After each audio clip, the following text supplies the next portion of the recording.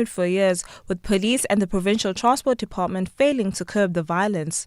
In 2023, Kidiboni Tlhabele promised stern action against perpetrators after a similar incident occurred, although no lives were lost at that time, and committed to finding long-lasting solutions to the feud. However, the situation has remained volatile. Speaking at a tense public engagement last week, Tlhabele told the community that resolutions taken included allowing all public transport operators access to operate inside the mall. There's no way that we can have a mall closing for 7 days. Other people require this income. Retailing, they earn per day. You must be present at work to earn that income. Today's engagement with the mall management is set to be another step in implementing some of the resolutions taken last week. Thando Luhlengcobo, Eyewitness News. Former Defence Minister Nosiviwe Madlingozi wants bank records of businesswoman she's accused of accepting bribes from in exchange for government tenders. Madlingozi is charged with 12 counts of corruption and 1 of money laundering.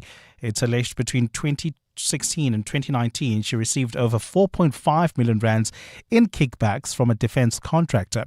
The case returns to the High Court in Pretoria today. Tabiso Goba reports. Controversial businesswoman Nombasa Ndlovu is listed as a Section 204 witness in this case. This means while she is implicated in the alleged crime, she may be granted indemnity from prosecution due to her testimony. In court records, it's alleged Ndlovu paid Nosiviwe Madlingozi millions in kickbacks for assistance in directing defense tenders her way. Ndlovu also has a separate corruption case which was struck from the court roll due to persistent delays. Now lawyers for Madlingozi have requested the state to hand over Ndlovu's bank records and the full details of why her corruption case was dropped. Thabiso Goba, Eyewitness News. Gauteng Agriculture MEC Cyril Ramaphosa says the country's fresh produce markets cannot be allowed to fail as municipalities come under fire for inefficient administration and poor maintenance of its assets. Last week, the High Court in Pretoria found the city of Tshwane in contempt of court for failing to comply with an earlier order to maintain its fresh produce market.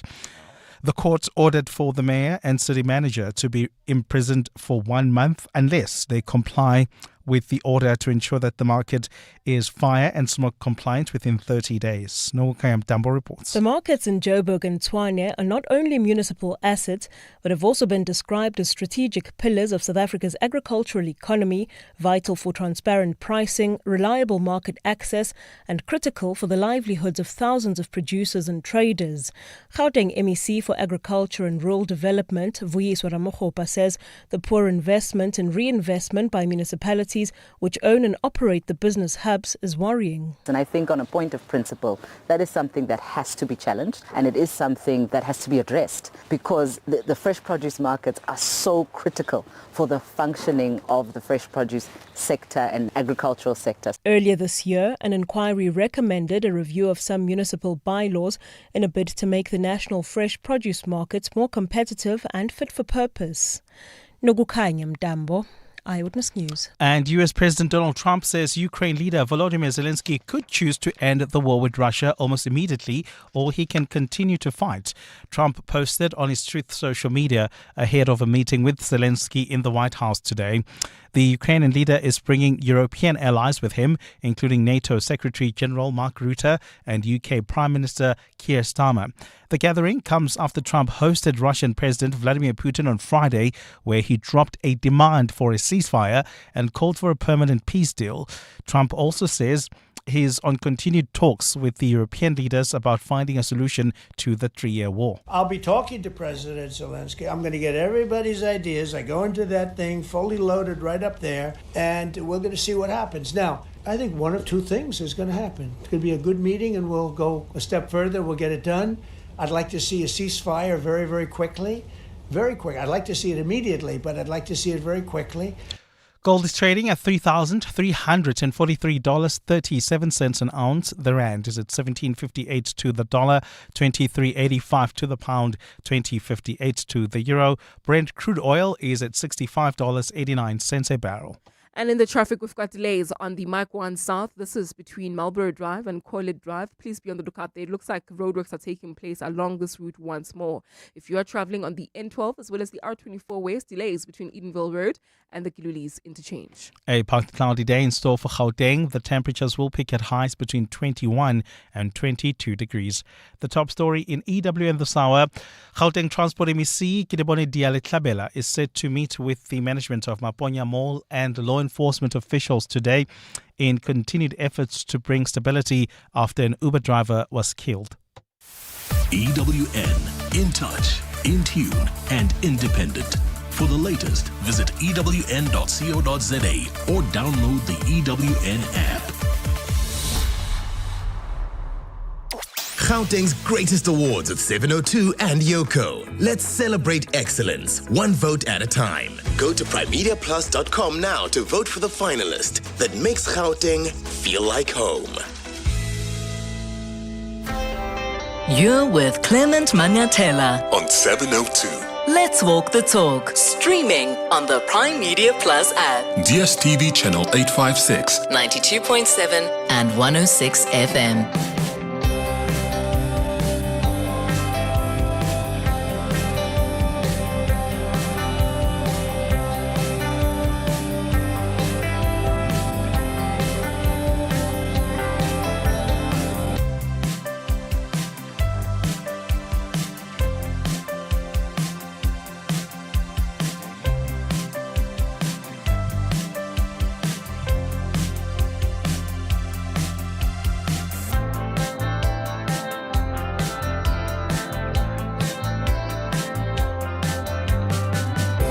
Minutes after 9 o'clock. Dumelang, Sanbonani, Bonjour, Goeiemorgen, Dimashero Niyabodzi. Welcome to the show. Happy Monday.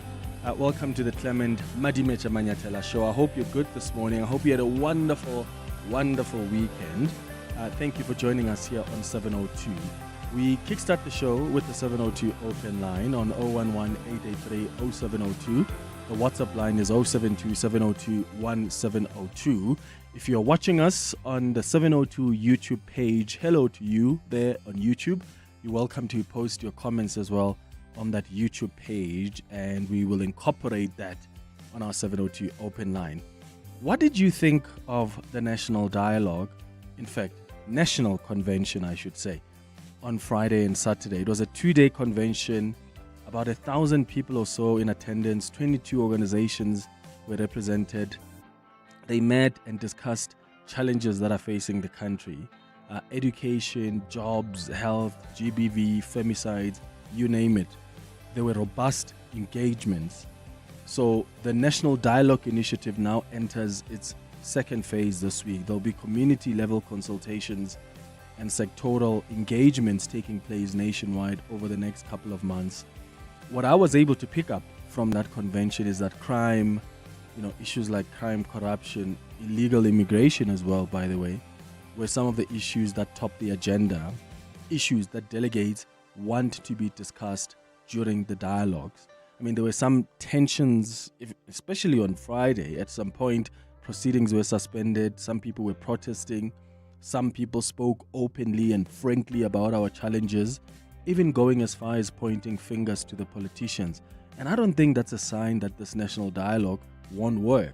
In fact, I think for a process like this that is democratic, where we're looking for robust and honest reflections, a dialogue like this with a plurality of voices, that's what we should actually expect, except the violence, of course. Those who thought that politicians will control this national dialogue process and predetermine its outcomes probably now realize that that would be difficult for any politician to do. The people there were not sugarcoating issues. They were not coddling our leaders. They were literally being honest. What were your reflections of the dialogue? 011-883-0702. The president spoke, and honestly, I was cringing during the time he said this at the National Convention. We also need to ask ourselves, why do so many people live in abject poverty and so few live lives of opulence? Why, after decades of democracy, are the prospects of a white child so much better than those of a black child? We need to ask ourselves that. We also need to ask ourselves, why do women get paid less than men for the same work? That's what we need to ask ourselves. Now, we also must go deeper and ask ourselves why, when we have a Bill of Rights in our Constitution, are the LGBTQI plus people still discriminated against? Why are they still stigmatized and harassed? Why do clinics run out of medicine? Are questions that we must ask ourselves. Yeah, I think they get the gist. I don't know. I just feel like the president should have probably rephrased this entire monologue. It just sounds weird when you are the president and you're asking those questions, and you've been deputy president and the party that you're part of has been running things over the last, for 30 years or so, and you're asking these questions as if you've just arrived in this country and you just don't know how we got here. In fact, this reminds me of a question that I asked Tokyo Sehwale. Remember when I had Tokyo Sehwale on this show? I said to him, is there space for accountability at this dialogue? Or do we only want to talk about the solutions? These are the challenges, these are the solutions. Or is there space for accountability? Or are we all going to just pretend like we don't know how we got here? Because I think it's important to reflect on how we got here so that we don't repeat the same mistakes. And Tokyo Sehwale actually said, we must be careful of arsonists who come back to the scene as part of the fire brigade to help take out the very same fire that they started. Remember what he said when he was here? Like I said, if the arsonists want to return as fire brigade leaders, which is what we must be careful about. This isn't that the case of the dialogue? Yes, arsonists absolutely are returning to the crime scene as the fire brigade team. Yes, from the tattered clothes of the one who started the fire last night, returning dressed up in the bright and flashy uniforms of fire brigade people. So we've got to be very careful that this dialogue must not be led by people who, in the first place, are responsible for the causality of the problems. So that's what I'm saying to Brigadier Lebam. Otherwise, this thing will fall flat on its face. There's a good chance that the dialogue may produce something, but there's also another chance that things can go worse. What could it produce? See, arsonists. And I really think that for this dialogue to be successful, I don't think we can just look at the challenges and just move forward with the solutions. I think we need to reflect on how we got here so that we don't make the same mistakes. We have to reflect on how did we get here? Who are the people who got us in this position we find ourselves? You can't have arsonists, people who started the fire, are now coming back to the scene to take out the very same fire they started as if they knew nothing about how that fire started. No, let's talk about how we got here and how do we avoid getting into the same pit again. How disappointing was this sporting weekend? The Springboks lost, the Proteas lost, the UFC middleweight champ, what did I call him on Friday? Derkas, but his name is Dricus du Plessis. He also lost. He couldn't defend the championship. It wasn't a good weekend for us. Did you watch the rugby? That was probably the most painful loss than any other this weekend. You know, someone said if this was soccer, hashtag #RasiMustGo would be trending, which is quite fascinating. Hey? But yeah, I just thought the Springboks loss was more painful to me. Were you disappointed by that? Did you watch the game? What do you think happened there? By the way, the Ukrainian President Volodymyr Zelensky is back in the U.S. today. He'll be meeting with President Trump following Trump's meeting with Putin on Friday. Trump has been talking about how powerful Russia is compared to Ukraine, which somehow seems to suggest that he wants Ukraine to compromise more than Russia should compromise. because the two are not equal. And I wonder what you think about that. And what will compromise on the part of Ukraine look like? Give away some pieces of land to Russia? I wonder. 011-883-0702. Let's kick off the 702 open line. Your WhatsApp's on 072-702-1702. At 10 o'clock, we're going to speak to the South African Human Rights Commission. They're saying that Gayton McKenzie has a case to answer for his previous comments where he used the K word. We're going to speak to McKenzie's party as well, the Patriotic Alliance. At 10:30, we're going to do the last installment of our series looking at successful land restitution cases. And today, we're going to be looking at the Bela Community CPA. And I think theirs is a successful story, really, because they've used their land for a variety of agricultural and ecotourism ventures. We'll tell you more about it at 10:30. At 11 o'clock, we're going to do our Family Matters feature. Today, we're discussing generational cycles. How do we end family dysfunction? We often talk about generational trauma, but do we really grasp it? And what does it really mean to be a cycle breaker? Is it simply choosing to behave differently, or are there deeper emotional kind of workings that are involved here? That's a conversation at 11 o'clock on our Family Matters feature. That's the show coming up over the next 3 hours. Clement Manyathela, streaming on the Prime Media Plus app. DSTV channel 856, 92.7 and 106 FM. Morning, Clement. Regarding the National Convention in preparation for the National Dialogue later on, I think it's a good thing that it happened. You see, in this country, there are several stop-starts. Whether you talk about licensing, people are giving extensions on end, and in the end, we like waking up in the last minute as South Africans. So this time, it was a very clear sign that if you wait, when you dilly-dally, the train will leave without you. And also the second point is that people like Mbeki and others who withdrew from the convention have to know that they are no longer the it thing in this country. They are former leaders, and the life in this country will go on without them. This country is bigger than all of us. This is Jack from Amaskara. Good morning, Mr. Clement. How about the first day of National Convention about this issue of dialogue? You know, I laugh, Mr. Clement, when the president say we must ask ourselves why there are no medication at the clinic. We must ask why the GP. I mean, Clement, come on. This is the head of state. The people who are in government for 31 years, who know the challenges that we are facing.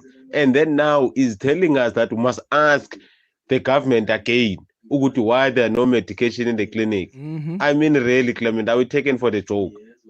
Because he is telling us now we must ask the thing that they know that they exist, that they couldn't solve it. No, Mr. Clement, come on. Yeah, it's really shocking. On the YouTube page, Tshepo Madlingozi says, "Good morning, Clem. It was a chaotic start to the national dialogue, but the questions the president asked shows lack of accountability, especially from people who have been in government for a while." And then another one on the YouTube page, Innocent, says, "Good morning, Clement. Does Ramaphosa even know that he is the president of the country?"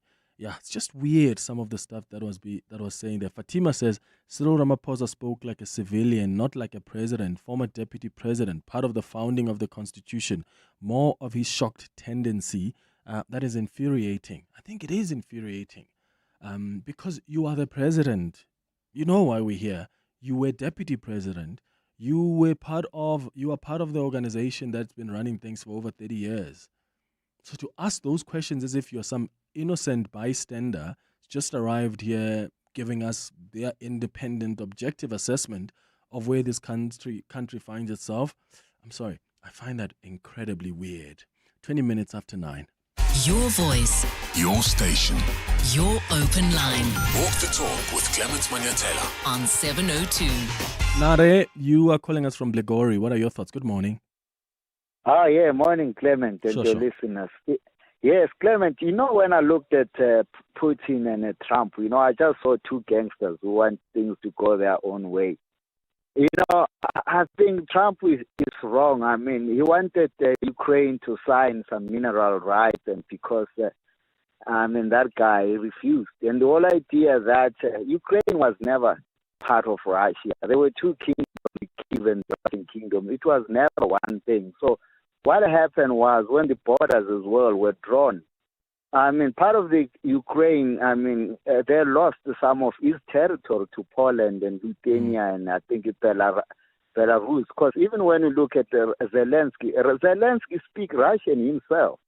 The whole claim that those regions like Donetsk and others, that they are part of Russian people. So it's like people of that guy in Lesotho claiming part of Free State, that he wants to be part of Lesotho. The same thing, because when the borders were made, the people of the same tribe were divided. You understand? Others, they end up on the other side. Yeah. So, so what I say with Zelensky, he doesn't have a choice, because I think even the European Union, they're scared of Trump. It seems like everyone is scared of Trump. The way I see it, I don't see him. You have to give up those territories, but it is not. On justice. But I think the way things they're just throwing him under the bus. But Trump, I think, is an evil man. Well, let's see how things are going to transpire today. Because Ukraine, the president is visiting the U.S. today. He's going to be meeting with Trump. He's coming with the NATO secretary. He's coming with the UK Prime Minister, Keir Starmer, as well. So let's see what's going to happen. But we've done also, like, for some of you that may be listening and you're trying to understand, like, how this war, how did we get here with Ukraine and Russia? We once did, in fact, probably we did it twice, where we did like an hour conversation trying to understand the genesis of this war. And we took it back to many years ago when the Minsk agreements were signed, and who's violating what, and all the security concerns that Russia has raised even like decades and decades ago. So if you just Google Russia-Ukraine conflict, Clement Manyathela Show, I think it should come up. It's a conversation that we had probably in 2022, a couple of months after Russia decided to invade Ukraine. But I think it's going to be fascinating if Trump is going to try to get Ukraine to give up some of that land. I wouldn't be surprised that Trump, in fact, CNN was reporting last week that their sources were saying that Trump wants Ukraine to give up some land to Russia. Precisely what Donald Trump has been pushing for. He invaded and went and literally just forcefully taken those areas. I mean, look at the Donetsk region. He's gone and taken over those places, and now, Trump wants that to be legitimized? It's going to be fascinating, because I wonder what precedent this sets. And when you go to Europe, especially countries that are near Russia, they are so scared. I had the opportunity, was it 3 months ago? I had the opportunity to go to Finland. I was in Helsinki in Finland. And one of the things I realized, and I had an opportunity to actually speak to their foreign affairs minister when I was there. And one of the things I realized is that Finland spends so much money on their security. They invest so much on security because they're scared that Vladimir Putin may wake up one day and decide, I want a piece of Finland. Let's get a piece of Finland. That's how bad it is. So they invest so much in security because they don't know what President Putin will wake up and decide one day. So I wonder what precedent this would set if Donald Trump is really going to try and push Ukraine to give up pieces of its land, especially the areas that Russia wants to claim. I wonder what precedent that's going to set. Let's go to more of your WhatsApp voice notes. Morning, Clement. I get so angry when Ramaphosa speaks like this. The reason is that they stole all the money that could have fixed this country. Maybe you must ask his son, why is he so rich and other black kids are so poor? I'm so angry. It's Veronica from Spraidview. Bye-bye. Top of the morning, Mr. Manyathela and 702 lenders. I reckon you're reading too much into the president's rhetoric. It's a scene setter to the effect that no question is out of bounds. As for legacy organizations, the show will continue even without them. This is not really about organized leadership. It's about us, citizens of this country, redefining and re-championing our cause. Thanks for a great show. Tshepo in Boksburg. Yeah, I hear that, Tshepo, and maybe that's where the president was coming from, that no question is off bounds. But I really wish that there was a more frank, more genuine setting up of what is to happen over the next couple of months, right? As opposed to just limited to, why do we still have this? Why do we still have this? How about there's also a genuine acknowledgement of, we're here asking the very same questions he says we must ask because of certain things that happened during the time when the organization he's the president of was running things in this country. I think it's important to look at that. Otherwise, there's no accountability. And where there's no accountability, how can we guarantee, or how can we, at the very least, try and assure ourselves that we've learned from the mistakes of the past? If there's no space for accountability at this national dialogue, and we don't care about how we got here, we care just about the solutions, how does that say to us we are not going to make the same mistakes again? And I just wish, even during that president's introductory remarks, he was genuine about why we're here. And I wish he had prompted the people at the convention that going forward over the next couple of months as we meet and we discuss, let's also reflect on how we got here. Hi, Clement. You're right about the monologue, the president's monologue. It's the equivalent of you being the head of a household and asking, why are my kids' school fees not paid for? Why are we late on rent? Why my kids are misbehaving when you know that you are an absent father? Really, Clement, I don't know where we're going as a country. Good morning, Clement. I'm listening to the clip that you're playing of the president. Who is he addressing these questions to?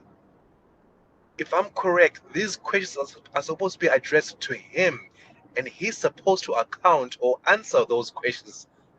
So weird for him to say such things. Okay, who's supposed to answer those questions then? Wow. Joe from Naturena. Good morning, Clement. About the opening of the national dialogue, our president does act like he's not responsible as the head of state.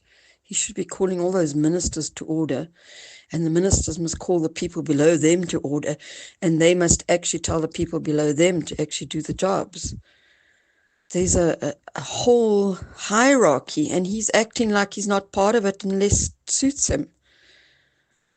The thing that I found weird was right at the end. He says, we must practice Ubuntu. Not one single person in that room clapped.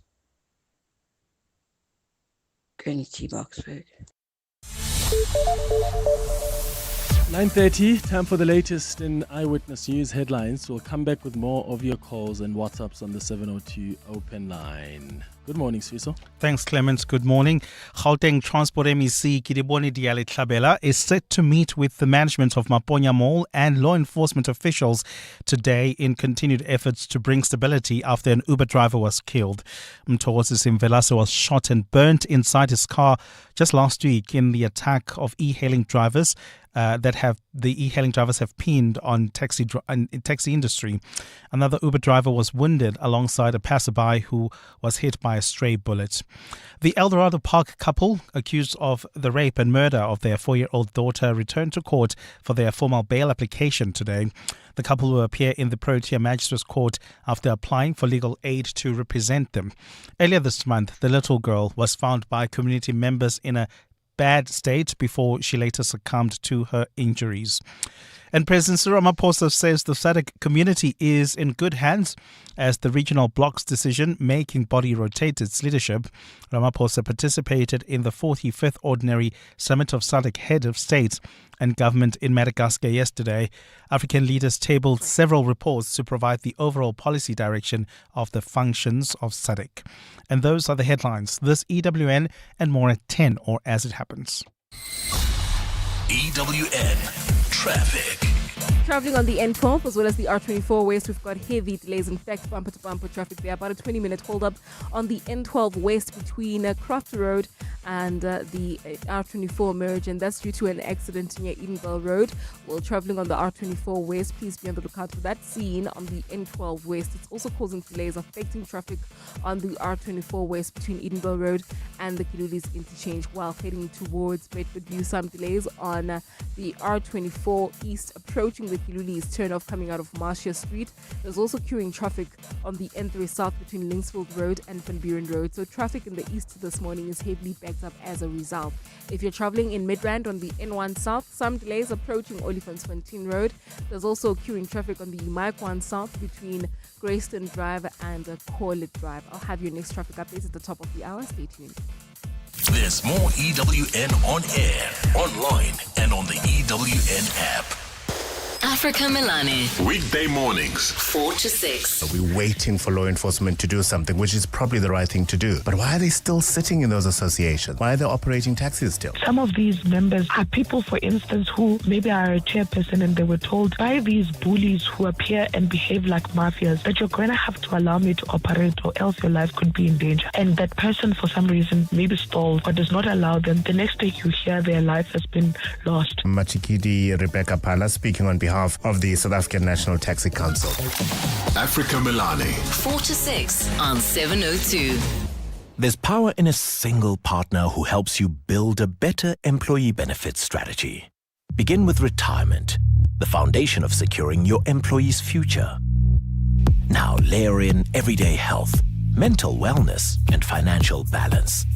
And finally, essential protection for life's curveballs, from illness to income loss. Now that sounds like a complete benefit strategy, one that protects your people and powers your business. Talk to us at employeebenefits@oldmutual.com about Old Mutual Corporate's integrated employee benefits solutions. Old Mutual Corporate is a division of Old Mutual Life Assurance Company SA Limited, a licensed FSP and life insurer. T's and C's apply. What is Overtrail? Is it off the beaten path, over the edge of comfort, or the thrill of the road less taken? It's over every bridge, every obstacle, every trail, and over to that view that takes your breath away. Overtrail means going further, exploring deeper, surrounded by the comfort and sophistication of a luxury SUV. It's this spirit that inspired the Overtrail project. Experience Overtrail in the LX and GX range. Lexus. Experience amazing. As a business owner, would you rather deal with stacks of slips at the end of each day or have recons done instantly? Introducing Yoko Counter, the new all-in-one payments and points of sale system that removes the guesswork, the paperwork, and the time drain. Taking your business from chaos to control, guesswork to clarity, giving you back time to focus on what truly matters. Visit yoko.com today to find out more about the simple yet powerful out-of-the-box solution with free built-in points of sale software. The Festival of Motoring, powered by Westbank, brings the spirit of Ubuntu to the Kyalami Grand Prix circuit from the 29th to the 31st of August. Experience thrilling track drives, 4x4 adventures, drifting, supercar hot laps, and F1 demos. Get your tickets on Howler and use the promo code RADIO for a special discount. The Festival of Motoring, the power of new.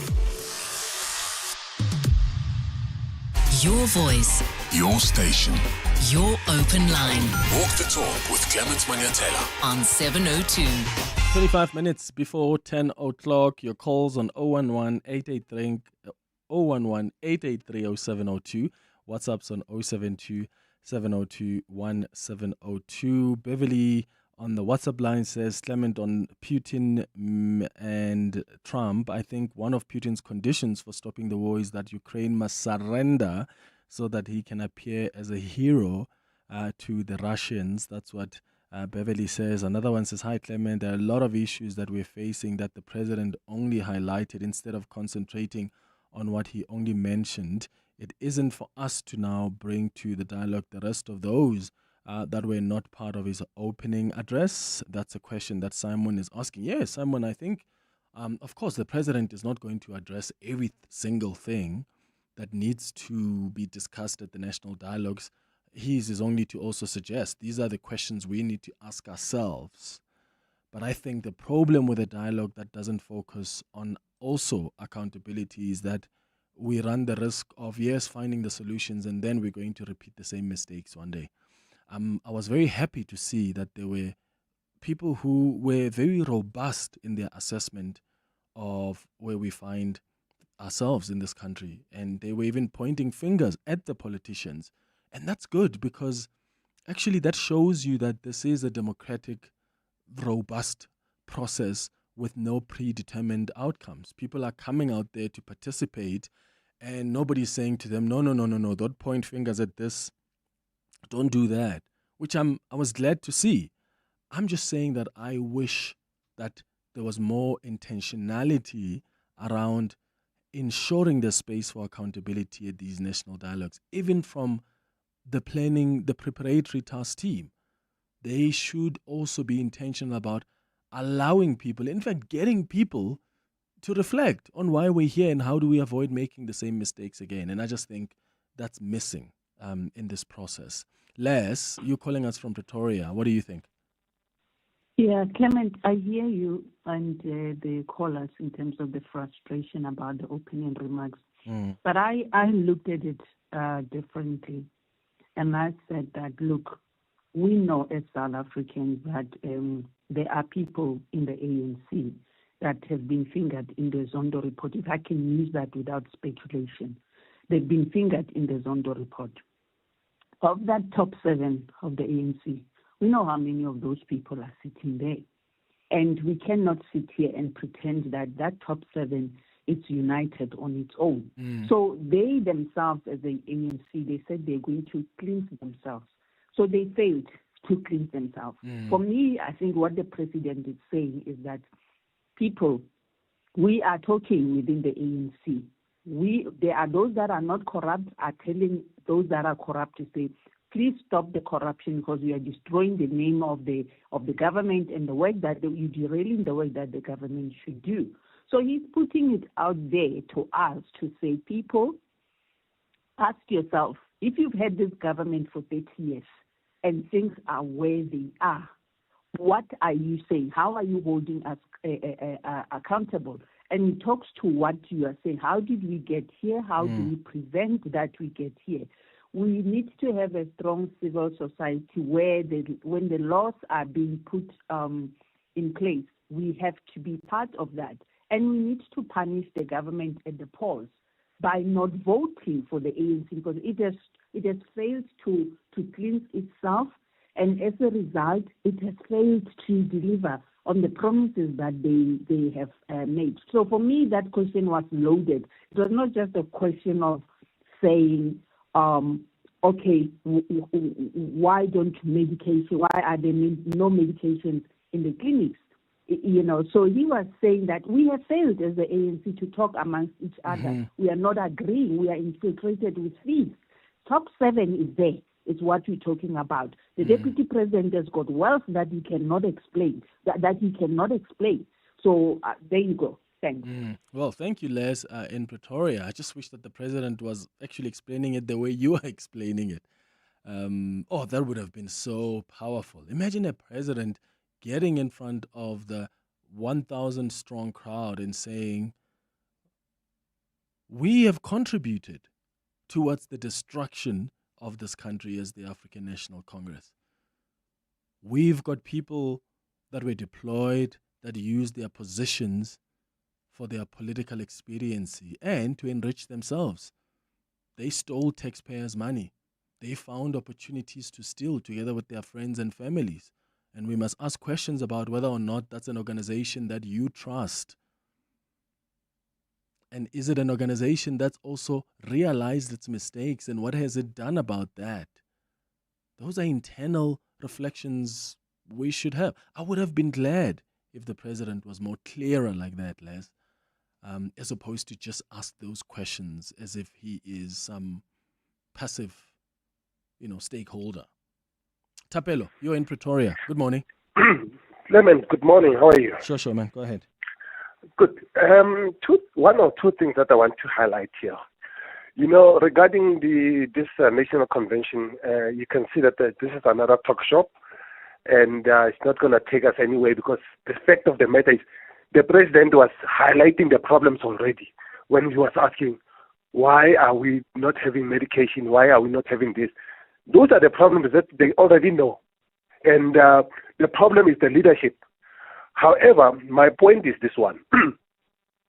You remember that the president, when he took office many years ago, one of the things that he said was that I would rather be remembered as the weak president than a president that is going to bring division to the ANC.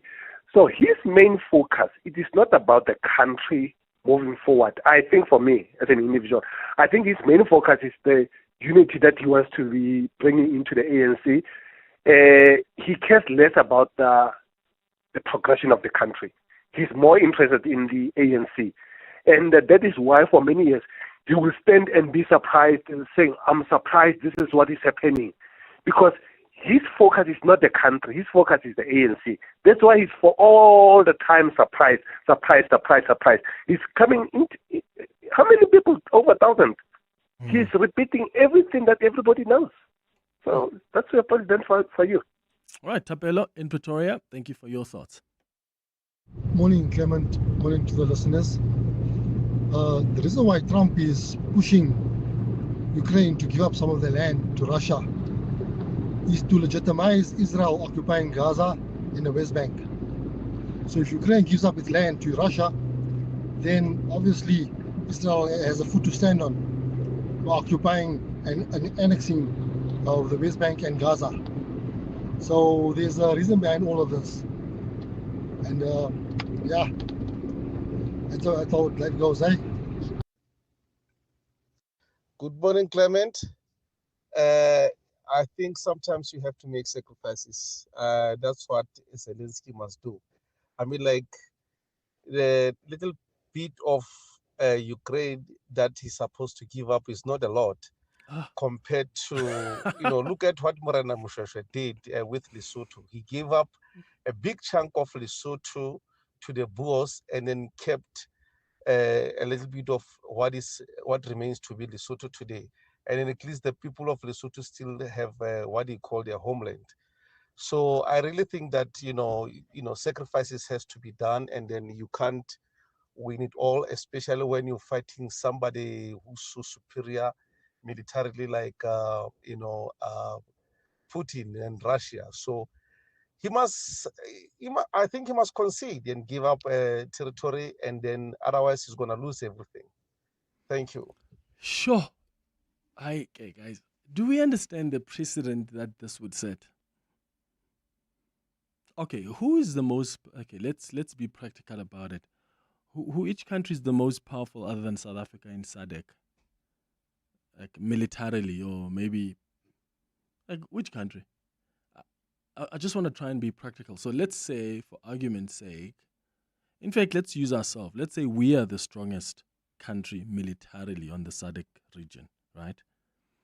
And we decide, let's invade Botswana, actually. Then we invade Botswana because we're worried about Botswana joining some military alliance organization that may pose some security threats to us. Put that on the side. But we invade Botswana. And then we say to, who's the new president of Botswana now? Maboko. Do Maboko. And then we say to President, do Maboko. So presidents, there are people who go there to negotiate a peace deal that South Africa must get out of Botswana. And now President Maboko must be willing to give up parts of Botswana to us just so that we can end the war. Botswana is a sovereign country, and so are we. We have already violated international law by invading Botswana. And then now we've created a situation, and in fact, this was probably Vladimir Putin's long time plan. He probably wanted to, let's get in there, let's destabilize, let's kill people, let people leave Ukraine and be, immigrants somewhere else, be taken by other European countries. Let's destabilize, and then let's force Ukraine to the negotiating table so that they can give up the land. Because that has, in fact, been what Vladimir Putin has been wanting. So imagine, now Botswana must give up its land to South Africa just so that, for peace sake, man, otherwise we'll lose the whole of Botswana if we don't give South Africa this piece of Botswana land. That doesn't make sense to me. Then Israel must take the entire West Bank. In fact, take Gaza while at it. Isn't that the argument then that other people will make? Because clearly we have no respect for sovereignty. Anybody can just go because they're a powerful country and annex some land somewhere because they are mighty militarily. That's why Donald Trump keeps saying, Russia is more powerful than Ukraine. What are you suggesting? So what? So what if there are countries that are more powerful? Must they now oppress other countries? Which is basically what we have seen with some of these powerful countries. But my goodness, there's a person here who's invaded another country. And now, for him to agree to a ceasefire, he wants that same sovereign country to give up pieces of its land. That doesn't make sense to me. Let's go to more of your WhatsApps. Clement, good morning. Yeah, no, the big boys are now working together. Trump and Putin. They are looking at Zelensky, Ukraine, a smaller party, and they are laughing. They're just saying, we think power. So Trump is helping Putin acquire much of the land from Ukraine. And there is no deal for Putin if that deal excludes that acquisition of land from Ukraine. Watch the space. And Trump is well aware of that, but he doesn't want any confrontation with Putin going forward. Kenny speaking. Okay, truck 7 has 0 warning lights, truck 8 it's just been serviced. I guess we're running like a well-oiled machine. Where would I be without MyWay's comprehensive cover for my vans and trucks? Plus, cover for my customers' orders with goods and transit insurance. I guess we'll never know. Visit myway.co.za or dial 0860 64 64 64 and get a quote today. MyWay is a licensed non-life insurer and FSP. T's, C's and standard rates apply. MyWay. Live your way. My friend always says, not my problem, bro. But what if it was your sister, your mother, your daughter? Gender-based violence is everyone's problem. And good men don't look away. If you see abuse, don't be silent. Report it. Call the SA Police on 10111 or the GBVF Command Center on 0800 428 428. Strong men protect. Strong women stand up. Together, we can end gender-based violence and femicide. Break the vicious cycle. Act now. A message from Government Communications, the GCIS.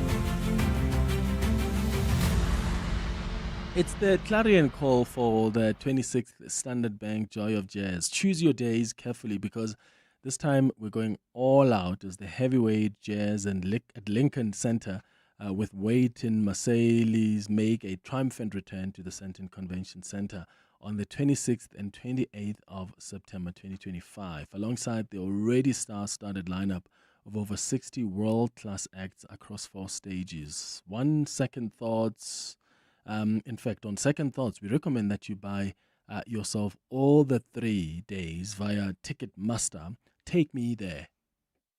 Your voice. Your station. Your open line. Walk the talk with Clement Manyathela. On 702. It's 10 minutes now before 10 o'clock. Let's continue with your calls and your WhatsApps. Lebo, let's start with you in Johannesburg. Good morning. Hi, Lebo. Hi, good morning. Sure. Hi. Hi, Clement. While I understand the sentiment of not trusting or skepticism around what can be achieved with the national dialogue, I don't agree with those that are already saying it's going to be a talk shop. And the reason why I don't agree with those is the fact that the setup is such that this past weekend was a convention. The dialogue process itself is basically going to go into every ward, into every community.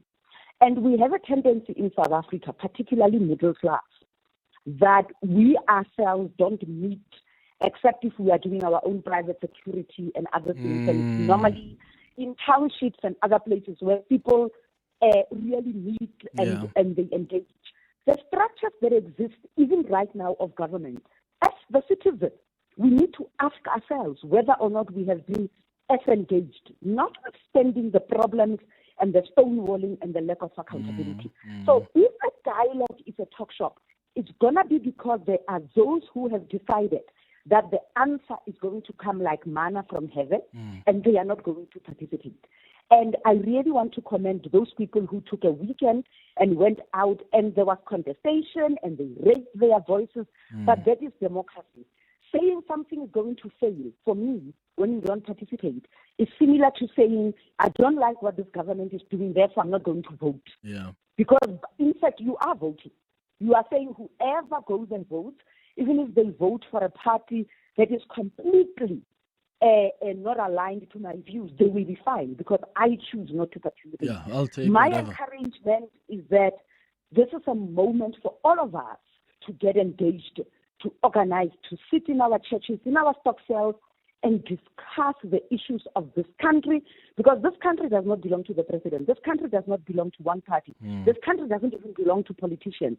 This is our country, and this is our time. As much as we can point fingers at government, we need to point fingers at ourselves and how, as citizens, we are critically engaged in what is happening in our own country. Yeah, Labo couldn't have said it better. Thank you so much for that. Active citizenry. A lot of us, we criticize from our couches. We don't want to participate even in the structures that already exist in our constitutional democracy.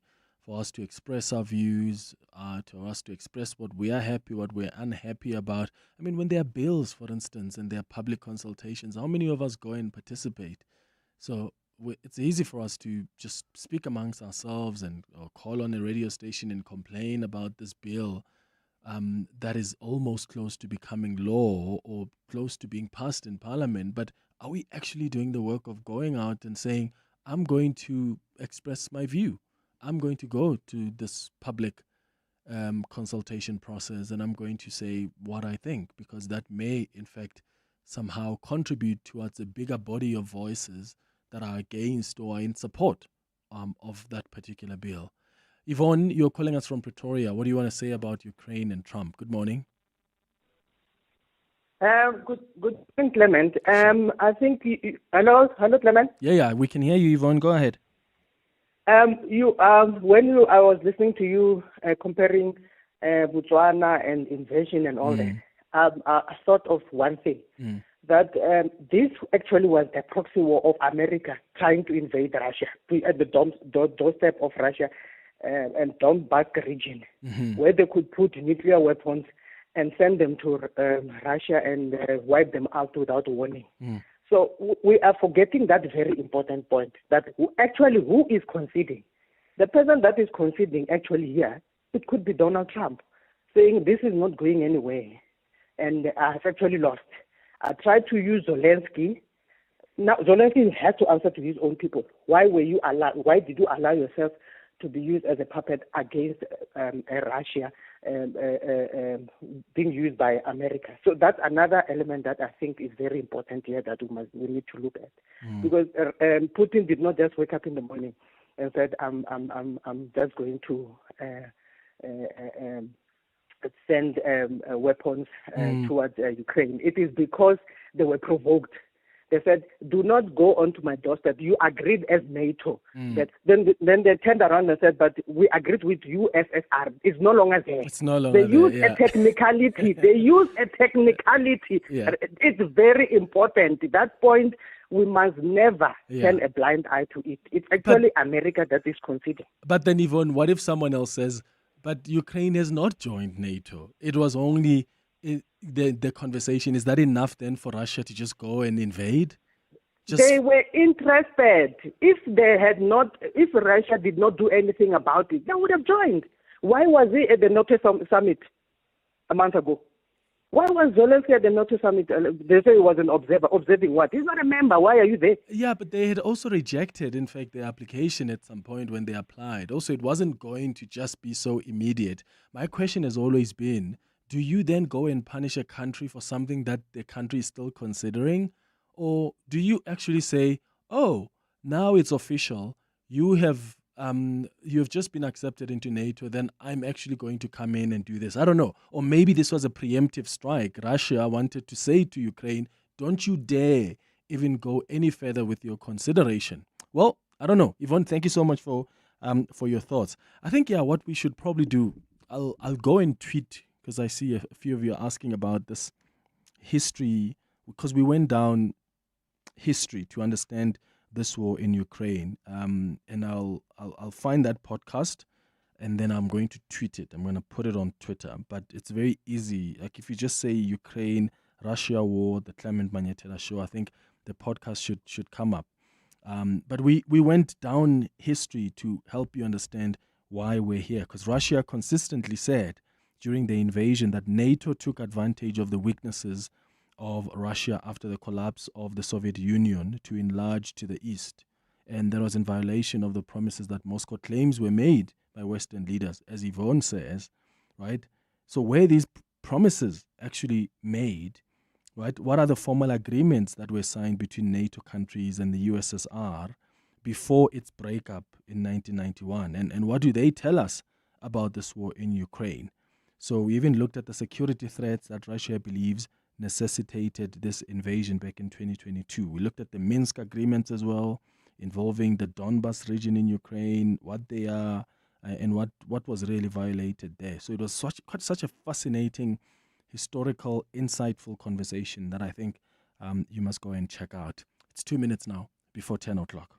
702 delivers on the matters that matter to you. Hi everyone, my name is Tshepo from Midrand. I love 702 because of the credibility of their news, also credibility of their information. You can rely on their presenters, and on a lighter note, I also love their Whiz Quiz feature. Thank you for sharing your thoughts. so we can deliver more on what matters to you. 702 listens. Let's walk the talk. Outsurance is simply the best at beating their best. Outsurance scored 9.99 on the Hello Peter Trust Index, a near 5-star rating on Google reviews, and have outperformed their personal best on the number of complaints per 1,000 claims referred to the Ombudsman. Switch to the insurer that delivers on price, service, and trust. Call 08600 60,000 or visit outsurance.co.za today. You always get something out. Licensed insurer and FSP. T's and C's and information online. After a short migration, the family arrives at the premier resort, rich in food, drink, and entertainment. The young, freed from classroom captivity, head straight for Kids Club and the safety of the herd. The adult male meanders to the scuba center, while the matriarch basks by the pool. Book your resort escape to Knysna, East London, Scottborough, or Sunny Pass at premierhotels.co.za. To walk the talk is to turn words into meaningful actions. And it's what we at 702 are committed to doing every day. We're also committed to following the rules set out by the Broadcasting Complaints Commission's Code of Conduct to give you balanced programming, fair comment, and accurate news.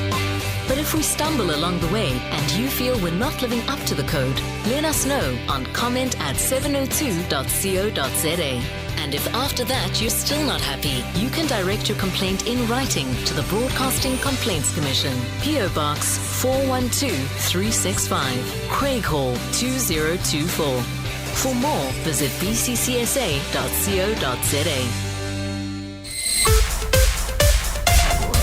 This is EWN. Good morning, I'm Sfiso Zulu. Gauteng Transport MEC Kiriboni Diale-Tlhabela is set to meet with the management of Maponya Mall and law enforcement officials in Soweto today in continued efforts to bring stability after an Uber driver was killed. Mthozi Simvelase was shot and burnt inside his car last week in an attack e-hailing drivers have pinned on the taxi industry. Another Uber driver was wounded alongside a passerby who was hit by a stray bullet. Diale-Tlhabela visited the area in the wake of the tragedy, where she said several resolutions had been taken to restore calm. Thando Ngcobo reports. The feud between e-hailing drivers and the taxi industry has continued for years, with police and the Provincial Transport Department failing to curb the violence. In 2023, Kiriboni Diale-Tlhabela promised stern action against perpetrators after a similar incident occurred, although no lives were lost at that time, and committed to finding long-lasting solutions to the feud. However, the situation has remained volatile. Speaking at a tense public engagement last week, Diale-Tlhabela told the community that resolutions taken included allowing all public transport operators access to operate inside the mall. There's no way that we can have a mall closing for 7 days. Other people require this income. Retailing, they earn per day. You must be present at work to earn that income. Today's engagement with the mall management is said to be another step in implementing some of the resolutions taken last week. Thando Ngcobo, Eyewitness News. The Eldorado Park couple accused of the rape and murder of their 4-year-old daughter returns to court for their formal bail application today. The couple will hear at the Pretoria Oval appear at the Protea Magistrates Court after applying for legal aid to represent them. Earlier this month, a little girl was found by community members in Eldorado Park in a bad state before she later succumbed to her injuries. Jabulile Mbata reports. Last week, the case drew a lot of public interest, with civil groups protesting outside court, calling for justice for the 4-year-old girl. The Gauteng Portfolio Committee on Community Safety was in attendance and is expected to return today. The committee is calling for the court to deny the bail for the couple. The father faces charges of murder, rape, compelled rape, assault to cause grievous bodily harm, and child abuse. The mother faces a charge of failing to report a sexual offense. They will be appearing separately because the state does not have evidence that the offenses happen at the same time. The Eldorado Park community rallied together to hold a memorial for the little girl yesterday. Jabulile Mbata, Eyewitness News, Protea Magistrates Court. A dispute between the Zambian government and the family of former President Edna Lungu will be heard in the Pretoria High Court this morning. The family is challenging a High Court ruling which ordered the repatriation of Lungu's remains for his burial after he died while receiving medical attention in Johannesburg in June. The court found that there was a valid agreement between the Lungu family and states which stipulated that he would be laid to rest in Lusaka and that incumbent President Hakainde Hichilema would be involved in the burial. Modisa reports. On Friday, the leave to appeal application by the family of former President Edgar Lungu did not proceed after both parties agreed to discuss the matter out of court before deciding on the next move. But hours later, the Lungu family escalated its bid to the Constitutional Court on an urgent basis. This morning, the parties will return to the High Court to give an update on what was decided. The matter is likely to be taken to the Constitutional Court first, and that will inform whether the matter proceeds in the High Court. Eyewitness News. And President Cyril Ramaphosa says the SAHRC community is in good hands as the regional bloc's decision-making body rotates its leadership. Ramaphosa participated in the 45th Ordinary Summit of SAHRC Heads of State and Government in Madagascar yesterday. African leaders tabled several reports to provide the overall policy direction of the functions of SADC. Top of the agenda in this cycle is strengthening industrial capacity and regional value chains, modernizing agriculture, and promoting an inclusive energy transition. The bloc has previously been criticized for a perceived inability to effectively address regional conflicts, poor governance, and underdevelopment. But Ramaphosa says he's confident his Madagascar counterpart, Andry Rajoelina, will build on Zimbabwe's efforts in the 2025-2026 term before South Africa takes over. We are confident that under your stewardship, SADC will continue to advance regional integration, economic resilience, and sustainable development. May your tenure, Your Excellency, be marked by unity, innovation, progress for all member states.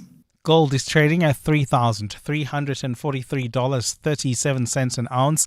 The rand is at 17.58 to the dollar, 23.85 to the pound, 20.58 to the euro. Brent crude oil is at $65.89 a barrel. And in the traffic, we've got heavy delays on the N12 West between Craft Road and the Kilulis interchange. That's due to an accident near the R24 merge. The R24 merge in itself is backed up coming out of Edenville Road towards the Kilulis interchange. So please be on the lookout there. While traveling in Devland, we've got some delays on the Golden Highway. This is between the N1 and Union Avenue, and this is due to roadworks taking place in the area. A partly cloudy day in store for Gauteng. The temperatures will peak at highs between 21 and 22 degrees. The top story in EWN this hour. Gauteng Transport MEC Kedibone Diale-Tlhabela is set to meet with the management of Maponya Mall and law enforcement officials in Soweto today in continued efforts to bring stability after an Uber driver was killed. EWN, in touch, in tune, and independent. For the latest, visit ewn.co.za or download the EWN app. Gauteng's greatest awards with 702 and Yoko. Your vote is not just a click. It's a thank you, a nod, a way of saying we see you. Vote for your favorite local business now on primemediaplus.com. You're with Clement Manyathela on 702. Let's walk the talk. Streaming on the Prime Media Plus app. DSTV channel 856. 92.7 and 106 FM.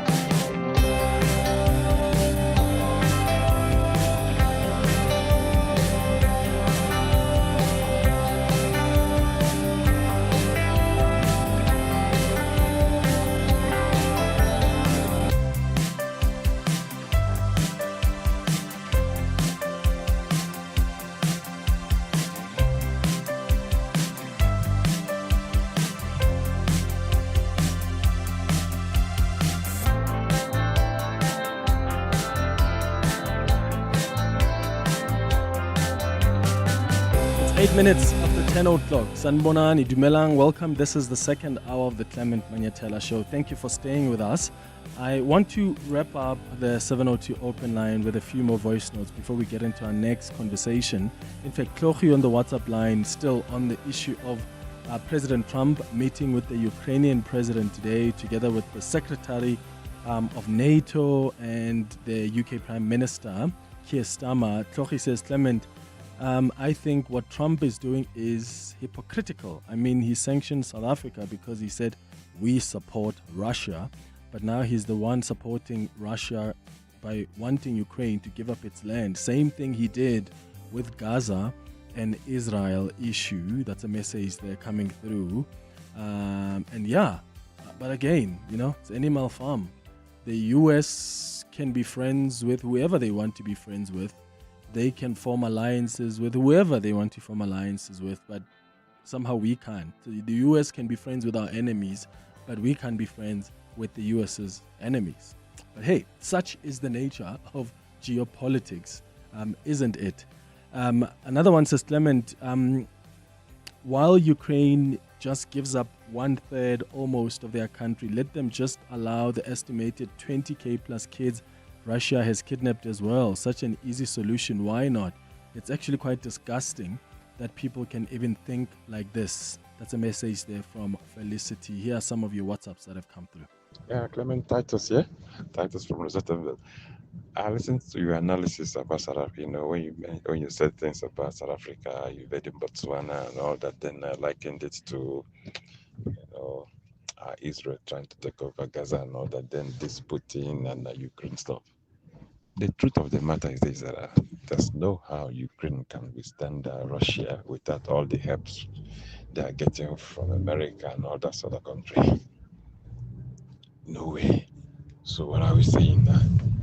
We should keep on encouraging Ukraine to defend their territorial integrity, and then people keep on dying. The sooner they ended this thing, the better for everybody.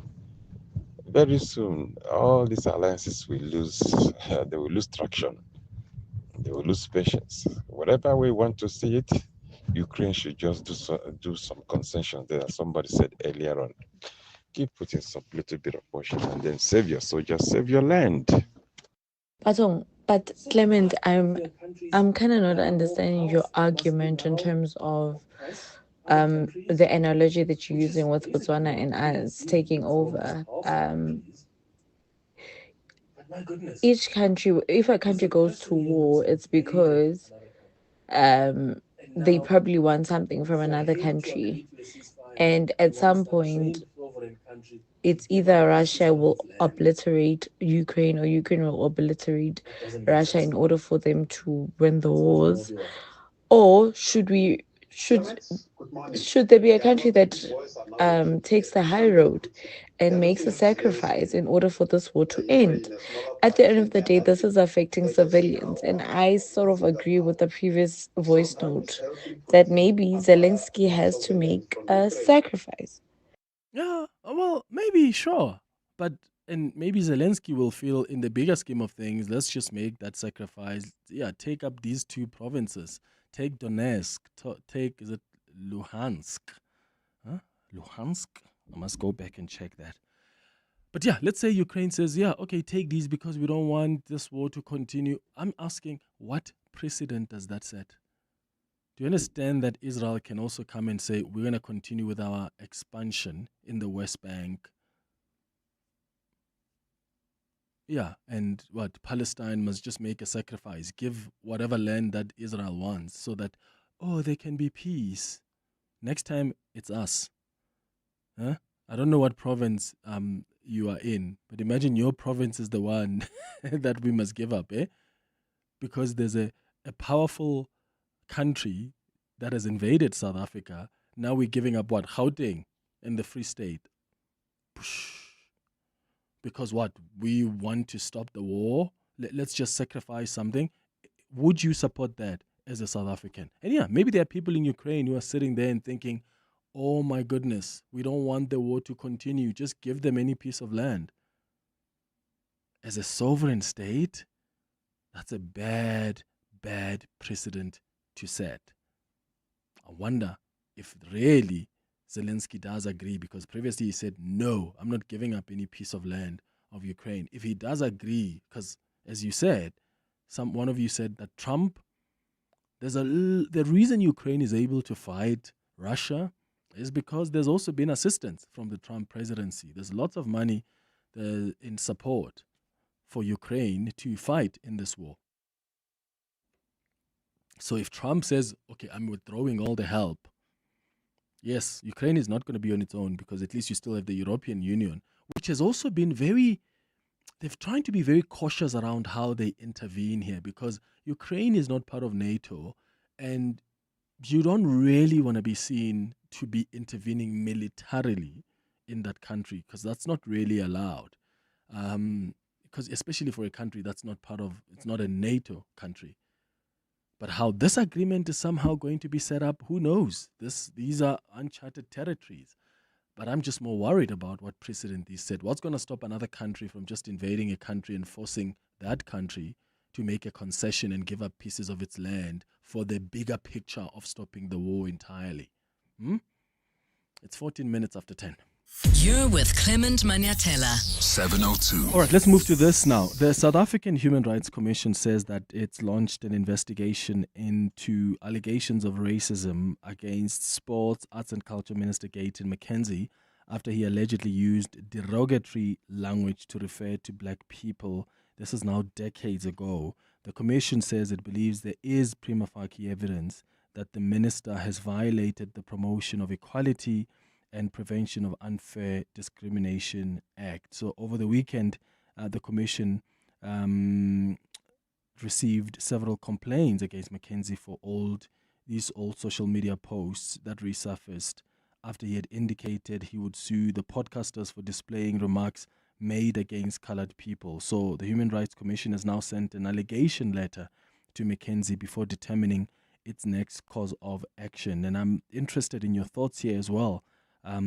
Should the Human Rights Commission really go after him? Do you think he has violated the Promotion of Equality and Prevention of Unfair Discrimination Act. Your thoughts on 011-883-0702, WhatsApps on 072-7021-702. Tshepo Madlingozi is the Commissioner at the Human Rights Commission, joining us on the line. Thank you so much for making time for us, Commissioner. Good morning. Good morning, Clement, and good morning to your listeners. Thank you for having us. So what exactly is an allegation letter, and what happens once you've sent it? Yes, I can confirm that we have sent an urgent allegation letter to the minister. We've given the minister not later than the 20th of August, this week, Wednesday, to respond to the allegation letter. Basically, what we did is that over the course of the week, we received a number of complaints from members of the public, from NGOs, but also from political parties who brought this post to our attention, videos and utterances, saying that they were harmful, they were offensive. What we do then is to assess those utterances and those posts against the Equality Act, the Promotion of Equality and the Prevention of Unfair Discrimination Act. We look at constitutional court judgments and court jurisprudence, and we've arrived at the determination that the utterances and the post do constitute prima facie violation of Section 10 and Section 11 of the Equality Act. So what happens next is for the minister not later than the 20th of August respond to the allegation letter and to abide by the request that we make. We set out 5 requests in the letter. Yeah. What makes you believe that there is a prima facie case against the minister? So when you look at these old tweets and what he has said, how confident are you that there is possibly a case here? Yes, as I said, there are 2 sets of complaints, just to clarify. One has to do with the use of the K word. The other one has to do with alleged xenophobic statements as far as Section 11 of the Equality Act, harassment. So with regards to the K word, the courts have been very clear. It's not even controversial that, to quote the Constitutional Court, the use of the K word is unutterable. None of us can use the K word in political speech as hyperbole, as satire, as a joke. We are not allowed to do that. The courts have said this is one of the most demeaning slurs that have been, used to demean black people in South Africa. The second thing to bear in mind is that the offenses under the Equality Act do not prescribe. So as long as the posts are there, the harm continues. That's why the first request that we make to the minister, or the first demand, is for the minister to delete those posts and delete the posts that are under his control from all the platforms. Secondly, we are asking the minister to make an unconditional apology in the terms to be agreed with the Human Rights Commission. The third demand or request is that the minister makes a written undertaking to refrain from using this language in future, to undergo sensitivity training, and to pay damages. So that's what we do. We look at Constitutional Court judgments, we look at court jurisprudence, and we also look at our own previous determination. You will recall that there was an issue with Mr. Host, the former MP, where it was a similar matter where old video resurfaced, and we came to a determination that it was a prima facie violation, and we ended up having a settlement with Mr. Host. Yeah, with Mr. Host, I remember that. Don't we have other examples here that sort of help us see where this matter might go? I think, how different is this to like what happened with Adam Katsavelos, for instance, because he used the K word, sanctioned for that. Was it Vicky Mombek as well who also was involved? Yes.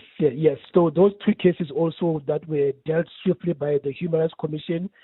In both cases, the 2 individuals did reach a settlement with the Human Rights Commission.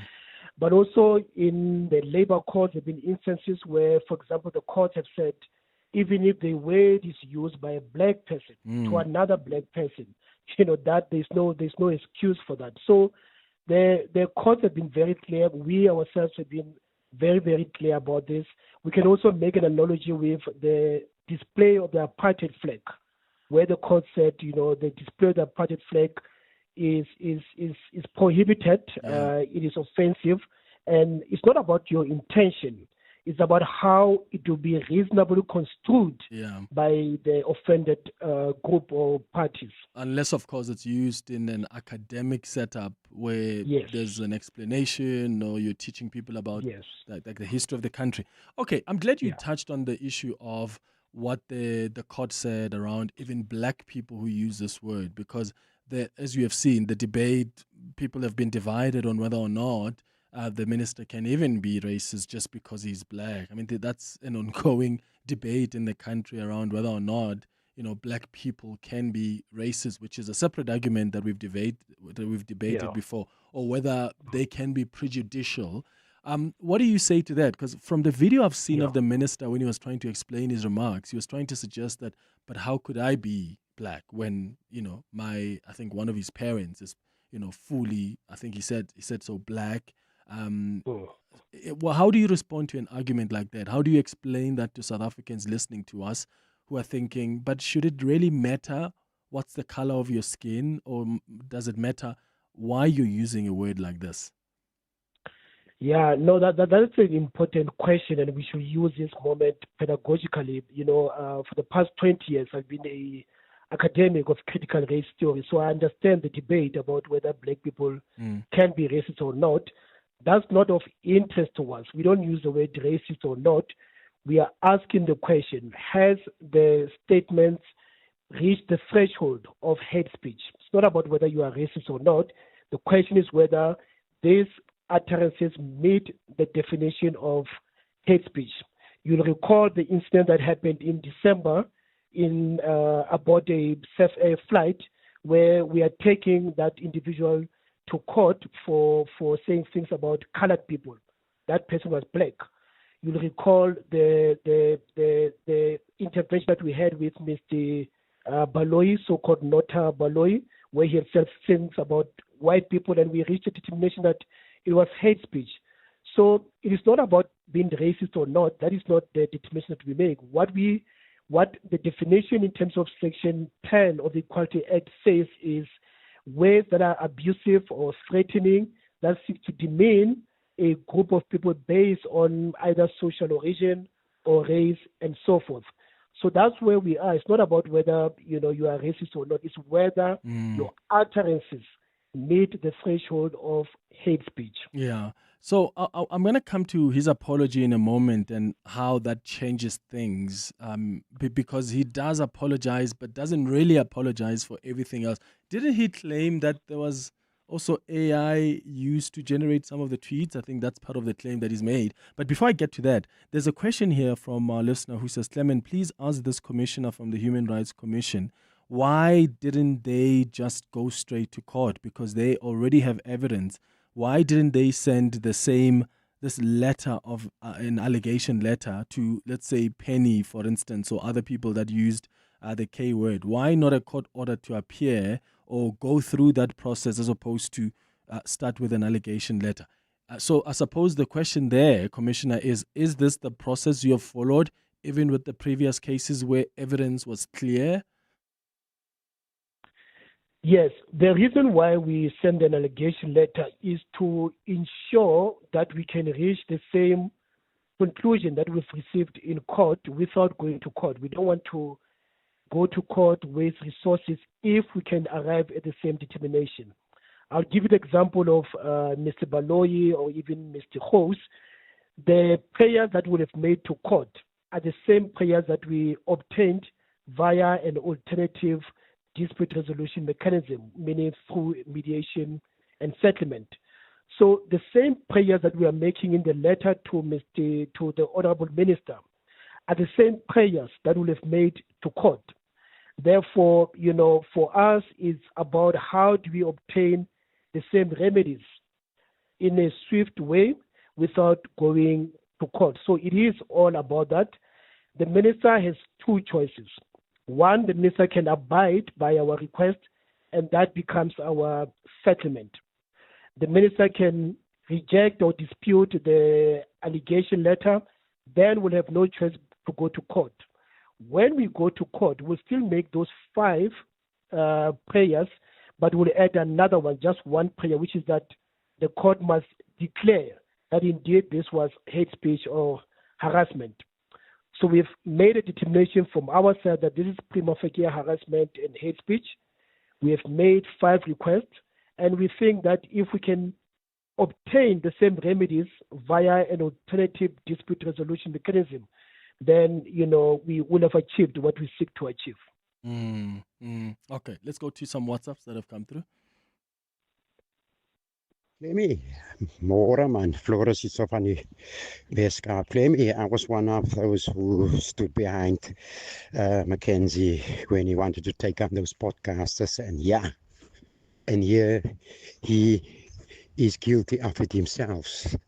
And I heard that he claims now all of a sudden that his mom or dad is a black African, but still, what's good for the goose, it's good for the gander. No, he really then needs to step down. I am sorry. I'm a person of color. I will never call someone the K word, and I don't want someone to call me anything that I don't like. Have a good job. Bye-bye. There's a very interesting discussion about whether it's being racist or hate speech, and this person saying that it's not about whether it's being racist, it's more about being hate speech and utterances against certain groupings and so on. And kill the boer, kill the farmer falls 100% squarely within the definition or issue he is highlighting. So I just don't quite understand how some things are allowed but other things are frowned upon, and the principle is exactly the same. It's just not right. Yeah, and of course, there was already a court case around that song that has already resolved on it. But I get your question there. So, Tshepo, you can respond to, if you want, any of these comments that have been made, and then you can also give me your response to the apology that we've seen so far from the minister. He apologizes for some of the tweets, but he says not for all of them. So I suppose, then there must still be a questioning here. So it's not that, okay, he's apologized, so there's accountability, he'll pay 100,000 rand or whatever, let's move on. Yeah, no, to the first question, we don't litigate matters in the public, so we've not been listening or engaging with ourselves with what the minister has been saying, because we don't litigate matters in the public. We send a clear letter, and we expect all respondents to engage with us, not in the public, but via the channels as per our South African Human Rights Commission Act of 2013. So we are not interested in what has been said publicly by the minister or people who have brought these complaints to us. We will wait to hear what the minister said, and we will take it from there. The chant, yes, you are quite right that the Constitutional Court and the Supreme Court of Appeal has ruled on this. So it is out of our hands at the South African Human Rights Commission. Personally, I've got I hold a different view about the utility of this chant in today's South Africa, but the courts have ruled differently. There is nothing that we can do. It is not true that the Human Rights Commission is not doing anything about this. All we can do is to refer people to the Constitutional Court's judgment. We can't do anything about that. With regard to the apology, what we seek is an unconditional apology, an apology that acknowledges the harm, an apology that undertakes to refrain from making similar statements in the future. Clement, all of us are learning in this new democracy of ours. The courts are also learning. The courts, the matters go on appeal, they get rejected and they get overturned, and then the Constitutional Court makes a final determination. So all of us are learning. So all of us can say, yes, we've used this word in the past, we did not know. So all we ask is people to, where there are complaints, to acknowledge the complaints, to apologize, to delete. And that's why in the request to the minister, we've also said the minister must undergo a diversity and sensitivity training. So as I said, we don't engage with what the minister or other people have said in public. We don't litigate in public. the apology will have to be an apology that is agreed upon with the Human Rights Commission. Tshepo Madlingozi, thank you so much for speaking to us. He's a commissioner at the Human Rights Commission. It's 10:30. Sviso has the latest on Eyewitness News headlines. Good morning. Thanks, Clement. Good morning. 3 long-distance buses and a trailer have been gutted by a fire in Boksburg. The City of Ekurhuleni Disaster and Emergency Management Services responded to a call of a blaze in Jet Park yesterday. Firefighters were able to contain the flames and no injuries have been reported. The Lusikisiki mass murder trial will enter its 4th week, with the state expected to look into the motive behind the killings. 18 people were shot in Gobozana village in the Eastern Cape almost a year ago. 6 men accused of planning and executing the murders are set to return to the court tomorrow morning. And an Australian court has fined Qantas Airline $59 million for illegally laying off 1,800 ground staff during the COVID-19 pandemic. The court has ended a 5-year legal battle over the workers' rights. Federal Court Justice Michael Lee says he wants the penalty to be a deterrence to firms that might be tempted by the financial rewards of breaching employment law. And those are the headlines. This EWN and more at 11 or as it happens. EWN Traffic. Traveling in Edenville, we still have got heavy traffic volumes along the N12 West. This is due to an accident right near Edenville Road. The delays are as you come out of Craft Road. While traveling on the R24 West, delays between Edenville Road and the Kuludis interchange. Heading towards the Edenville, do expect delays along the R24 East between Marshall Street and the Kuludis interchange. Traffic lights are still out of order in 4 ways at Winnie Mandela Drive and Leslie. They're also out in Edenville at Morafontein Road and Van Riebeck. In fact, they are causing delays at this particular moment, so please be on the lookout there and approach with care. I'll have your next traffic update at the top of the hour. There's more EWN on air, online, and on the EWN app. Outsurance is simply the best at ensuring you always get something out. Outsurance scored 9.99 on the Hello Peter Trust Index, a near 5-star rating on Google reviews, and have outperformed their personal best on the number of complaints referred to the Ombudsman per 1,000 claims. Switch for low prices and service you can trust. Visit outsurance.co.za today and see how you also can get something out. Licensed insurer FSP. T's and C's and information online. When you empower a woman, you empower a whole nation. Women have a remarkable way of multiplying whatever is placed in their hands. This August, we're celebrating Women's Month with the theme Building Resilient Economies for All. We reflect and honor the courageous women of 1956 who took a stand against the injustices of the past. We also recognize and celebrate all South African women who continue to lead, build, and inspire across every part of our society, from business and education to peace building and beyond. Yes, there is still much to be done. The pursuit to achieving total gender equality and empowerment will continue until every woman is able to enjoy the benefits of a safe and just society. #Rekaufela Basadi. #Women's Month 2025. A message by the National Department of Sport, Arts and Culture. My family's struggling with snotty noses and phlegmy coughs. Oh no! Have you tried ACC? ACC 600 is a convenient one-a-day effervescent tablet from 14 years of age, or now also in a no-water-needed, fruity-flavored sherbet-like granules that dissolve in your mouth. Ideal for the on-the-go adult. Ask for ACC 600 effervescent or oral powder at your nearest pharmacy to get rid of the snotties and phlegmings. And trust, if it doesn't say ACC, it's not ACC. What if a few small shifts could dramatically boost retirement incomes? This Thursday on 702 Breakfast, Old Mutual Corporate will bring you more learnings shared at the recent Old Mutual Thought Leaders Forum. This time we'll be looking at some of the ways employers can help improve retirement savings. We're talking real-world impact, employer case studies, and the smart shifts that are reshaping the future of retirement. Join the conversation on Thursday, the 21st of August, brought to you by Old Mutual Corporate on 702. 702. The Clement Manyathela Show. Let's walk the talk.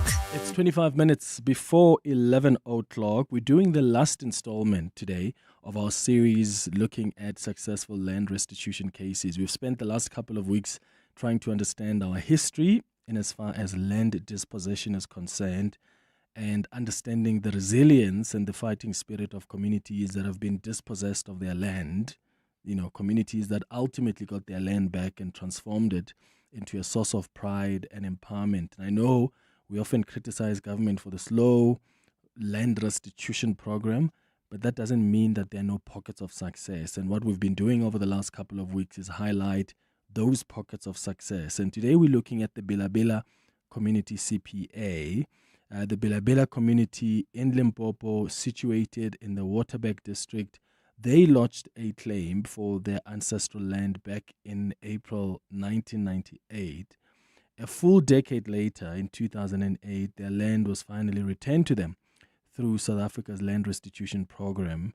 So the community, in fact, is often been highlighted as a rare success story because through their communal property association, they actually adopted a unique development model that has allowed them not only to reclaim their land, but also to build livelihoods and opportunities for their people. I mean, when you look at what the community has successfully been able to do with its land, they've used it for a variety of agricultural and ecotourism ventures. They own and operate enterprises, whether you talk about game lodges, cattle, crop farming, and poultry farming, especially egg production. The eggs produced are supplied to major retail chains like Pick n Pay, ShopRite, Checkers. So it's quite a success. We've got Lefa Mabuela, who is the CEO of the Bilabela Communal Property Association, joining us on the line. Mr. Mabuela, thank you so much for making time for us. Good morning. Good morning, Mr. Clement. Let's go. And good morning to your listeners. Great. I want us to go back to the time when land was dispossessed. Do we know how many community members were affected, and what was the reason that the communities were being chased away from their land? Yeah, actually, what happened is that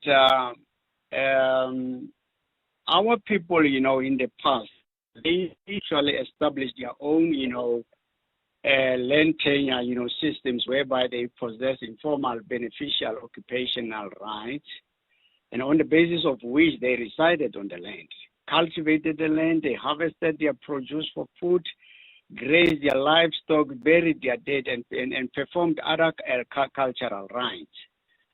So back in those days, around 1910, the white people, came on board. They actually did not, buy the land from the community. They just stayed there, and by law, automatically they inherited the people where they found on the land. And as years went by, conditions began, to deteriorate as the land was divided into various farms and transferred to different white communities. So the community was, ultimately put under pressure, reduced to labor tenants on their ancestral land. So those are the reasons why people ultimately, with the advent of this, the restitution of land rights, they saw an opportunity, our parents, to lodge a land claim with a view of having the land returned to the people. Yeah. So there were quite a number of families at the time, but remember, Clement, I wasn't born at the time. So, yeah, I'm just relating what our parents were telling us. So by the time that the decision was made to try and reclaim the land, like in the late 90s, what was the land being used for? Because I imagine it would have been developed at that time already. Yeah, the land, our parents were using it for keeping their livestock, cultivating various, types of crops. And then also, they also used it to bury, the dead, and also, they perform certain rituals on the land as black people. But mainly cultivation of crops, and then the livestock was the main activity at the time. Okay. And then in 2008, a decade later, when the land is finally being returned, what work had been done on that land? Who was owning it, and were there lodges there? How did they develop it? Yeah, actually, one of the biggest or the outstanding asset, it's a lodge called Buna Pala Game Lodge. That is where, even our parents, my grandparents are buried on that farm. So when at the time of the land claim, the lodge was run by a certain American, I'm not going to mention his name. So they were running this lodge or this game reserve from America. They employed, the local people to manage it for them. So yeah, that is what was happening. And on other farms, other white people, they were keeping their cattle and also, cultivating, the fields for maize meal and other, crops. Yeah. How complicated was the process of reclaiming the land? It started back 1998. It took a decade. I know there are people that have waited even for, 25 years, for instance, and they're still fighting in the courts. What was the process for you? Was it just as frustrating? Was it complicated? Or was it a more smoother process from your experience? It was a difficult process, I must say.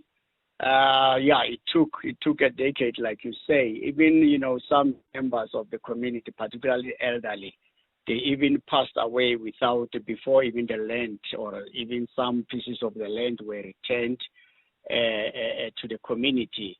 So it was a serious frustration because we were going up and down, knocking on the doors of the Land Claims Commission. There were promises here and there. Things were not happening. We were getting impatient. Even some members of the community, they actually, they pulled the plug saying, no, we're not going to continue with this tedious process.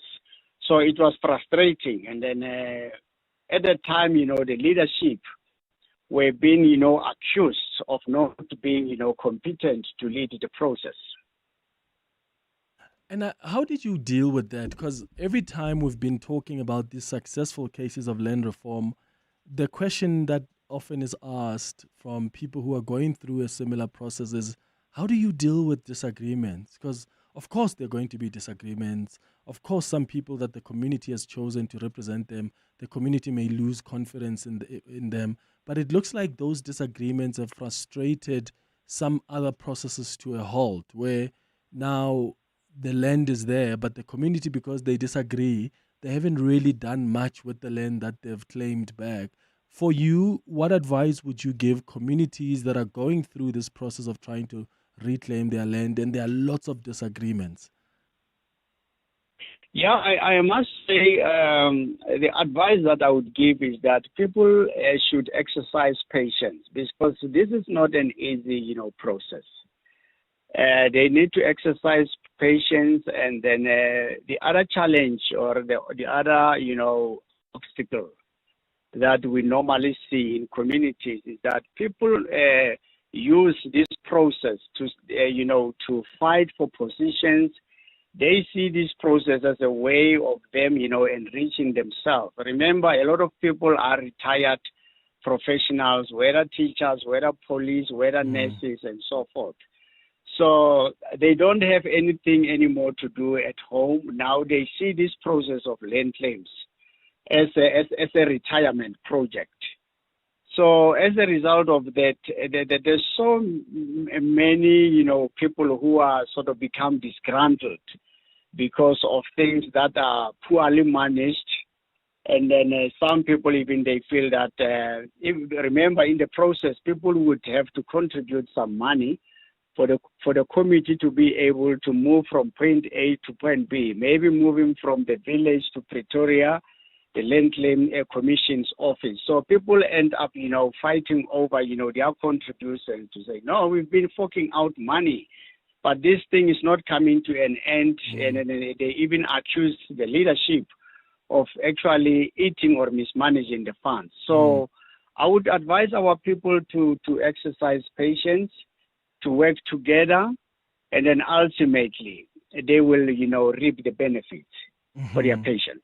Okay. So let's talk about what the benefit has been. Speaking of benefits, the benefits for the community. So once then you got this land back, what did you decide to do with it as a community, and how is the community benefiting from that? Yeah, the what we did is that we decided not to deviate for the current land use. Actually, the farming, the type of farming that the previous owners were actually embarking upon on the farms, and then we, by some luck, we got into a partnership with one of the farmers whose land was under claim. His name was Dr. Snyman. Unfortunately, he passed on around 2016. So together we decided to come up with a community food program, because at the time, remember, the elderly people who were dependent on the social grants, they had nothing, to put on the table. So we came up with the notion of a community food program, where since 2010, the trucks would actually load, the food parcels from the farms. Some of the farms, or some of the produce, they came directly from the farms that were restored. Some of them, they were just add-ons from the shops. So we started that process from 2010 to date. So, and then over and above that, there is a capacity building in terms of training of the youth, for them to be able, to work the land. And then every year, at the end of the year, around November, during our annual general meetings, we distribute an amount of about 2.5 million, where each household receives an amount of about 10,000, because we've got around 250 families in our community. So those are the kind of the benefits that we are getting every month. The people are getting the food. Every year, end of the year, they're getting these Christmas bonuses of about 10,000 each family. Over and above that is the training, capacity building. Oh, that's quite incredible.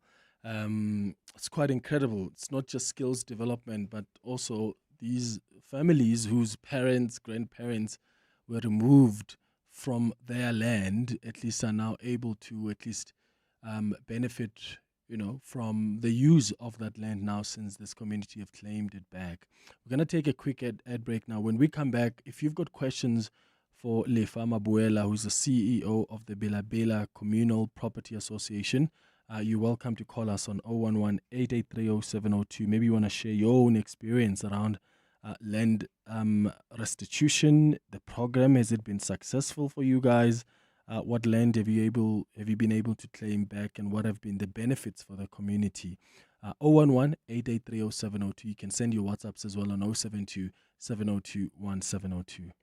Whenever you hear deep in the heart and art of jazz, think Sia Makuzeni with the big band, Jasmine Horn, Alun Wad, The Baylor Project, Jose James sings Badu, Umusangare, Esperanza Spalding, Michelle Dugiocello, Elaine, Trezo, Munei, Mondli Ngobo, and many other spectacular icons. Think Standard Bank Joy of Jazz Festival, 4 stages at the Sandton Convention Center, 26th, 27th, and 28th September, and take me there. Book via Ticketmaster. Imagine if you could save time like you save money. A second here, a minute there. Type a little faster, walk a little faster. Or you could stop scrolling on the internet. Just think of all the hours you'll save. Now what if you could take all that time and invest it? Watch it grow. Until eventually, one day, you'd have so much time that you wouldn't know what to do with it all. But unfortunately, time doesn't work like that. It can't be stored or banked. And unlike money, you can't make it back. That's why after 50 years of investing, we've learned that time is the greatest gift of all. And the good news is, if you invest early, time gives you money. And then money gives you more time to do whatever you want to do, even if it is scrolling on the internet. Ellen Gray, long-term investing. Ellen Gray is an authorized FSP. Corporates That Care promotes and encourages corporate leaders and all citizens to walk the talk for a better South Africa. Catch Corporates That Care this Wednesday at 10 to 9, featuring Pesto Princess founder Kathleen Quillinan will be in conversation with Bongani Bingwa. Join us every Wednesday as we highlight the efforts of companies and brands dedicated to building our country. Corporates That Care is a Prime Media Cares initiative with 702 and Prime Media Outdoor. 702, let's walk the talk and make a difference. You're with Clement Manyathela. 702, let's walk the talk. It's 9 minutes before 11 o'clock. We're doing the last installment of a series that we actually started a couple of weeks ago. We've been looking at just the successful land restitution cases. We have spent the last couple of weeks trying to understand our history in as far as land dispossession is concerned, and just understanding the resilience and the fighting spirit of communities that have been dispossessed of their land. I always love hearing the positive stories of how land has been returned back to its rightful owners, and not because you're obsessed about the economic benefits per se for those communities, but just for dignity. Land is about dignity. There are so many people who have been dispossessed of their land, and they had to leave even graves where their grandparents, their parents were buried. There are so many people who have used their land to practice their cultural beliefs. And when you take away land, you're taking away more than just land as you look at it physically. There's a lot more that land means to people. And I love hearing these stories.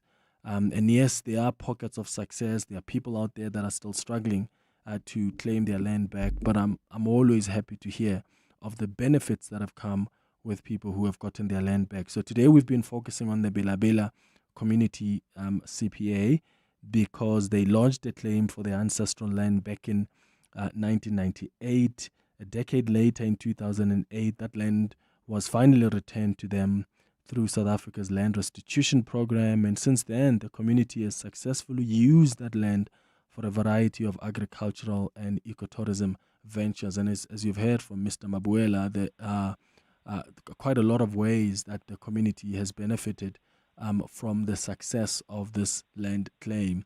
Mr. Mabuela, just as we wrap up our conversation, what future plans do you have as the Bela Bela Communal Property Association? Are you now focusing on just maintaining the infrastructure that's already built on the land, what the land is being used for, or do you have other plans to diversify your portfolio and start investing in other forms? Yeah, actually what we are currently doing, we actually have also partnered with a hospitality, I would say, establishment in our area where we are partnering with a hotel as a CPA. So, and then over and above that, our future plans is that we need to keep on, empowering our youth for the future, management of these big assets that we have. And also to ensure that our people, like you said, you have hit the nail on the head. Restoring the dignity of the people is very key. So we want our people's dignity to be restored in many ways, and also to make sure that they keep on benefiting out of this beautiful asset, the land that we have. And again, the other thing is also that which actually has made us to be a bit different from other communities, that we are sticking to the spiritual and the cultural, connection with our land. Because some of the people, they try to copy, the Western ways, and then they forget, their traditional ways or the cultural ways of doing things as Black people. That is why, some of the things they do not go, as they want them to be. So I would say, Clement, that this is a very exciting story. Our people are happy, our youth are benefiting, and then we're hoping that we will actually make sure that there is a continuity of this success story. No exactly challenges are there, but we deal with them. We've got systems of how to deal with challenges. Yeah. But then, this is a very, successful story to tell. Yeah. There's a question around, you spoke about skills development as well. So when you are hiring people working on the land that's been claimed back, is there prioritization of the community that was affected by the land dispossession, or do you open it up to the community of just Bela Bela, even though it may be those that are not part of the community that actually received and successfully reclaimed this land?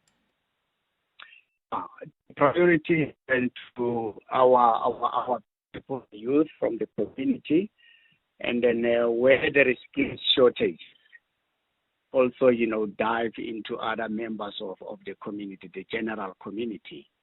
They also, are in our employment. So we've got both our people and other people outside. I see. Well, Lefa Mabuela, thank you so much for coming through and sharing your story with us.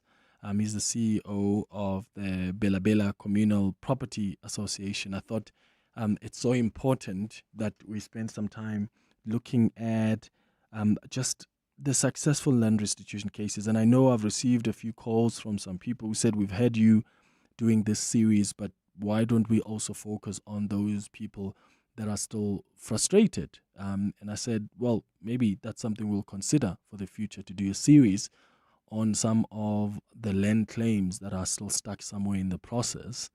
The challenge with that, of course, is that, I've not had, in fact, of any land claim that's just been so easy and quick. A lot of the people will tell you that we waited 10 years, we waited 7 years, but there are people that are still waiting 20 years, 25 years. So I think there's an opportunity there to maybe also look at some of the cases that are frustrated, that are stuck in the system, but we must have some solution to that. How do we, if there's frustration in the courts or with the government, especially the government, then how do we try and see and if we can get things to be pushed forward? Otherwise, if it's a court process, you've got to let the court finish up its processes.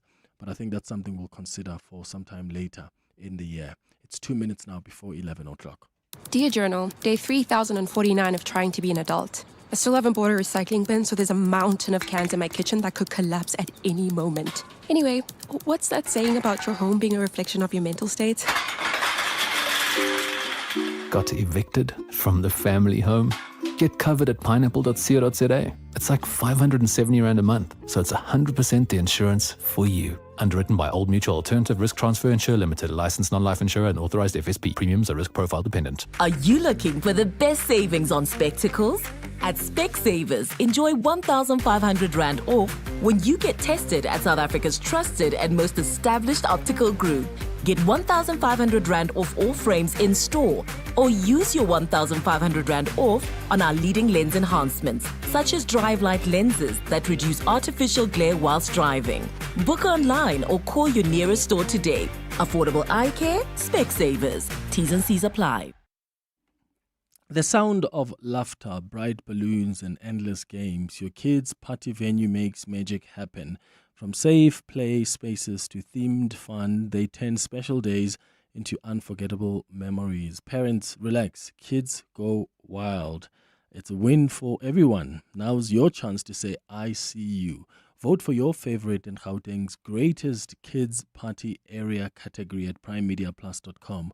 Voting closes on the 27th of August. Make it count, because Gauteng isn't just the hub of business, it's the home of excellence. And excellence deserves your applause. Gauteng's greatest awards with 702, powered by Yoko. Your voice. Your questions. Your morning radio with Clement Manyathela. This is 702. It's 11 o'clock. Coming up after the news, we're going to do our Family Matters feature. Today we're discussing generational trauma. We often talk about generational cycles, patterns that we see having passed from generation to generation. The question is, how do we end family dysfunction? And what does it really mean to be a cycle breaker? Is it simply choosing to behave differently, or is there deeper emotional work that is involved. That's what we'll be discussing on our Family Matters feature this morning. This is EWN. Good morning, I'm Sfiso Zulu. The dispute over the burial of former Zambian President Edna Lungu has been postponed indefinitely in the High Court to allow the matter to be heard in the Constitutional Court. The Lungu family lawyer escalated its plight to the Apex Court last week after the High Court ordered that the former president's remains be repatriated to Zambia for burial. Lungu died in June while receiving medical attention in Johannesburg, and his family has been at pains to ensure he's buried in South Africa amid a dispute with the Zambian government. Khomozo Modise reports. On Friday, lawyers representing the Zambian government and the Lungu family told the Pretoria High Court that they need time to discuss a way forward after the family filed papers believed to appeal the court's judgment. But then hours later, lawyers representing the Lungu family approached the Constitutional Court, and that step has now paused the hearings in the High Court. This morning, the Zambian government's lawyer, David Mtweni, says the parties failed to resolve the matter out of court. The High Court has agreed to postpone the matter pending the Constitutional Court process. While the Lungu family has made a case for urgency, it's unclear when the matter will be heard in the Apex Court. Khomozo Modise, Eyewitness News, Pretoria. 3 long-distance buses and a trailer have been gutted by a fire in Boksburg. The City of Ekurhuleni Disaster and Emergency Management Services responded to a call of a blaze in Jet Park yesterday. Firefighters were able to contain the flames and no injuries have been reported. The Metro's Emergency Services spokesperson, Eric Maloka, says the cause of the blaze is being investigated. 3 stations from Boksburg, Leon Ferreira, Albertina from Kempton Park and Primrose Fire were dispatched respectively from the fire scene, and upon their arrival they found 3 buses that belongs to Gwehond and 1 trailer up in flames, and they started defensively attacking the Parliament's ad hoc committee probing allegations of police corruption will reconvene today to adopt its terms of reference. The committee was meant to adopt and finalize the terms of reference last week, but MPs failed to agree on the final draft and deferred the matter to today. According to the draft's terms of reference, the scope of the parliamentary inquiry will focus on interference within the police, including executive oversight and alleged operational interference by suspended Minister Senzo Mchunu. Babalondenza reports. Last week, political parties made several submissions on what should be included in the terms of reference before the ad hoc committee can start its work. On the scope of the inquiry, the ANC proposed that the evidence of KZN Police Commissioner Nhlanhla Mkhwanazi that is before the committee must be used as the basis to establish the approach the committee will take on the appropriate witnesses to be invited. Members have also called on Mkhwanazi to appear as a material witness. Legal advisor Andile Dejana told the committee that public participation will form a central part of the process. This committee will advise us in terms of what form should that public participation take, and of course in our view it would make good sense to invite all interested parties to provide input. Once it adopts the terms of reference, the ad hoc committee will begin its inquiry and call witnesses in Johannesburg before moving its business back to Cape Town after the parliamentary recess. Babalondenze, Eyewitness News. The Lusigisi mass murder trial will enter its 4th week, with the state expected to look into the motive behind the killings. 18 people were shot in Gobozana village in the Eastern Cape almost a year ago. The 6 men accused of planning and executing the murders are set to return to court tomorrow. The prosecution's team is expected to call more witnesses, as Nhlanhla Mabaso reports. The Mthatha High Court sitting in Lusigisi has in the past 3 weeks had testimonies from various witnesses. In the second week, the state led evidence from 2 of the survivors who escaped death while they held their breath and said silent prayers under the sound of a barrage of gunfire. The witnesses told the court the gunmen tried to make sure that all victims were dead before fleeing. Some investigators on the case also took to the witness stand, detailing how gruesome the crime scene was with bodies piled on top of each other. The state previously revealed it would also call some 204 witnesses, although it's unclear when this will be. A forensic and ballistic expert has positively linked the firearms found in possession of some of the accused with those used in the assassination of the Ngobozana victims. Nhlanhla Mabaso, Eyewitness News, Lusikisiki in the Eastern Cape. And an Australian court has fined Qantas Airline $59 million for illegally laying off 1,800 ground staff during the COVID-19 pandemic. The court has ended a 5-year legal battle over the workers' rights. Federal Court Justice Michael Lee says he wants the penalty to be a deterrent to firms that might be tempted by the financial rewards of breaching employment law. Qantas decided to sack the workers and outsource their jobs in 2020, a period of lockdowns and border closures when no COVID-19 vaccine existed. Australia's federal court subsequently found that Qantas had acted illegally despite its stated commercial imperatives and later dismissed an appeal by the airline. Gold is trading at $3,343.37 an ounce. The rand is at 17.58 to the dollar, 23.85 to the pound, 20.58 to the euro. Brent crude oil is at $65.89 a barrel. And in the traffic, we've got delays in Devland along the Golden Highway. This is between Union Avenue and the N1. That's due to roadworks taking place there. There's also queuing traffic on the R24 east towards the Gilulis interchange coming out of Marcia Street. Please be on the lookout there and drive with care. The top story in EWN this hour, the dispute over the burial of former Zambian President Edna Lungu has been postponed indefinitely in the High Court to allow for the matter to be heard in the Constitutional Court. EWN, in touch, in tune, and independent. For the latest, visit ewn.co.za or download the EWN app. Show up for the finalist who showed up for you. Gauteng's greatest awards with 702 and Yoko. Vote for your favorite local business now on primediaplus.com. You're with Clement Manyathela On 702. Let's Walk the Talk, streaming on the Prime Media Plus app, DSTV channel 856, 92.7 and 106 FM.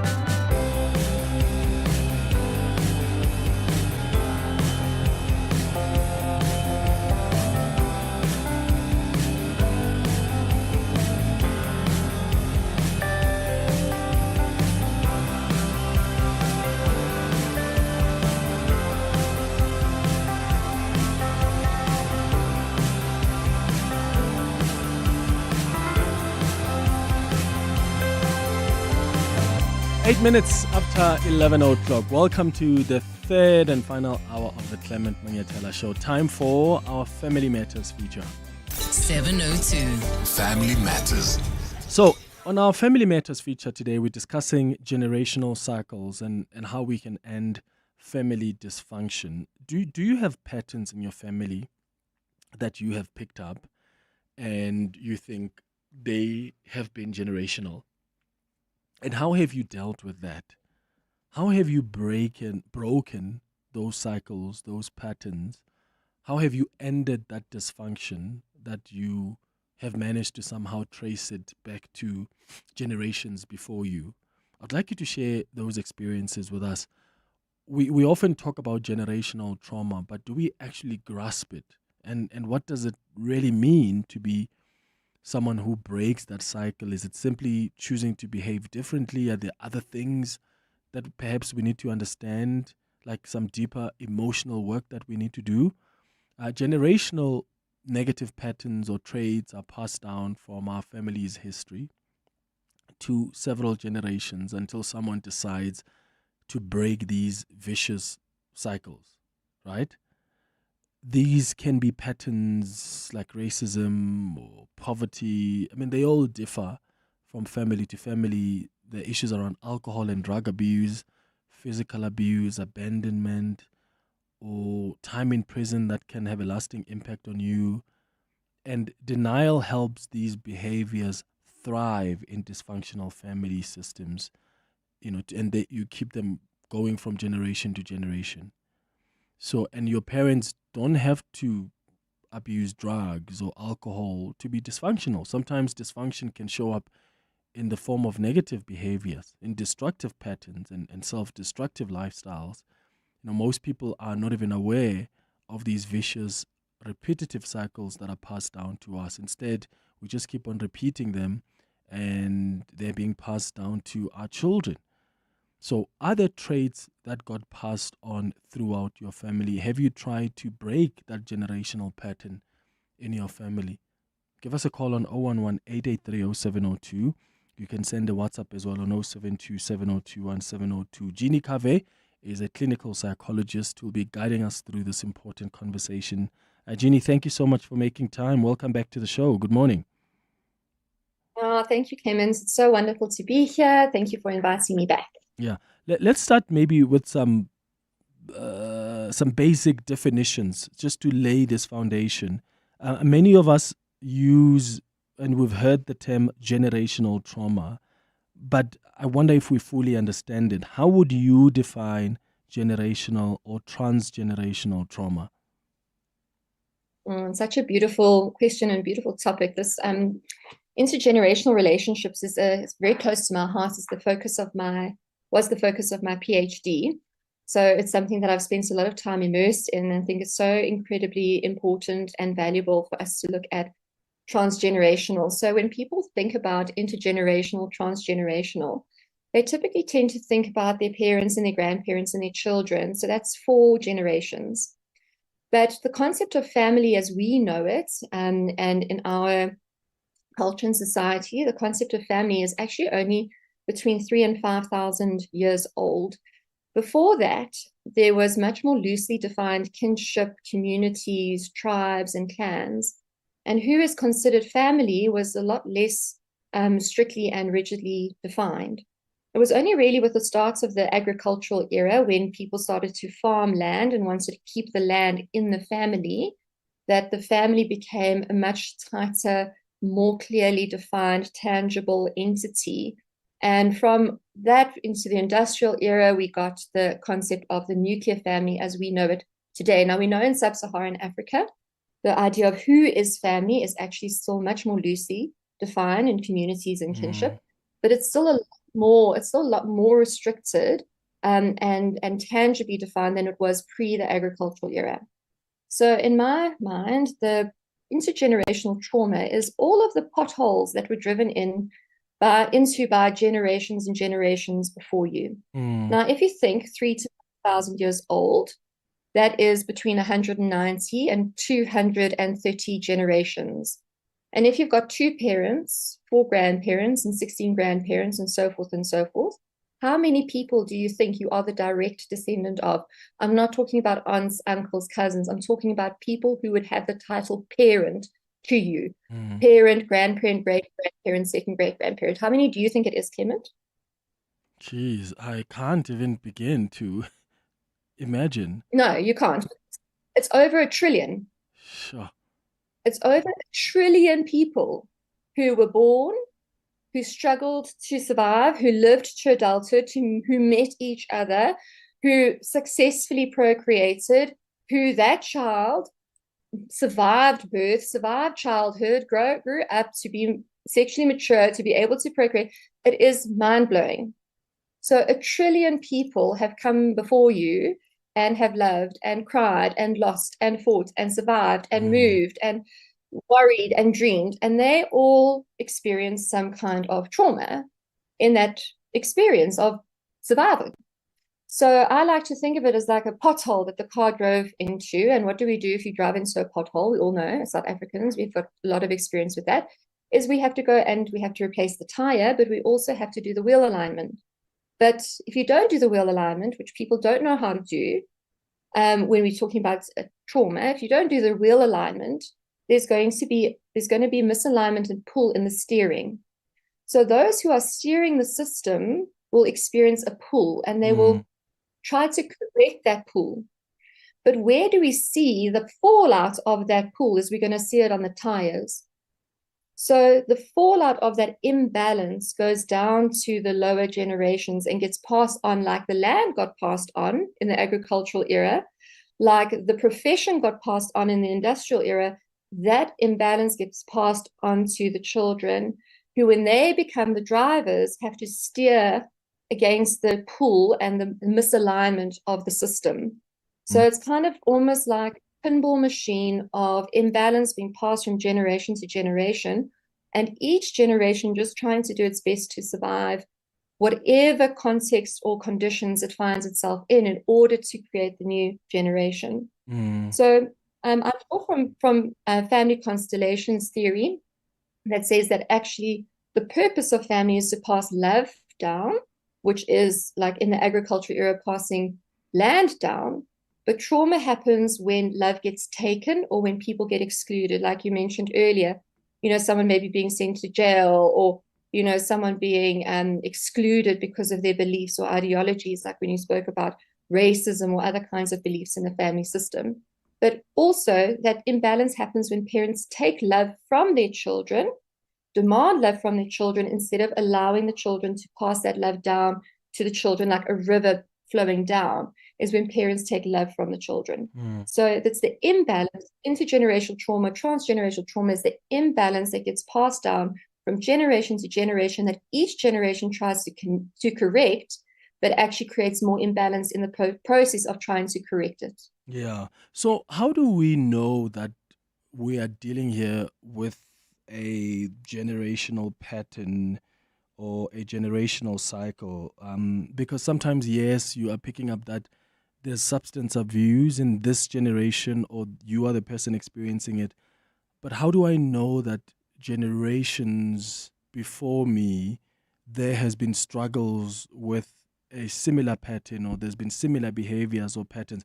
And I'm asking that, Jeannie, because sometimes families don't talk, right? So you find yourself dealing with something, and you're wondering, I wonder if I have an uncle that's gone through the same thing, or a great parent that went through the same thing. And it's when you go deeper and you start really asking the deeper questions, and some people ignore you, you go to other people and you realize that, actually generation to generation, we have struggled through this thing as some members of the family. So how do you pick up there? Is it even easier for you to make up your mind and conclude that, this, what I'm dealing with, is actually part of the generational cycle? Beautiful. So you know that there's intergenerational stuff in your family system when you don't have generational solidarity as defined by Bengston. So Bengston, researcher and theorist of intergenerational relationships, said that there are 6 different kinds of solidarity. And when we see that solidarity, we know that the intergenerational systems are working well.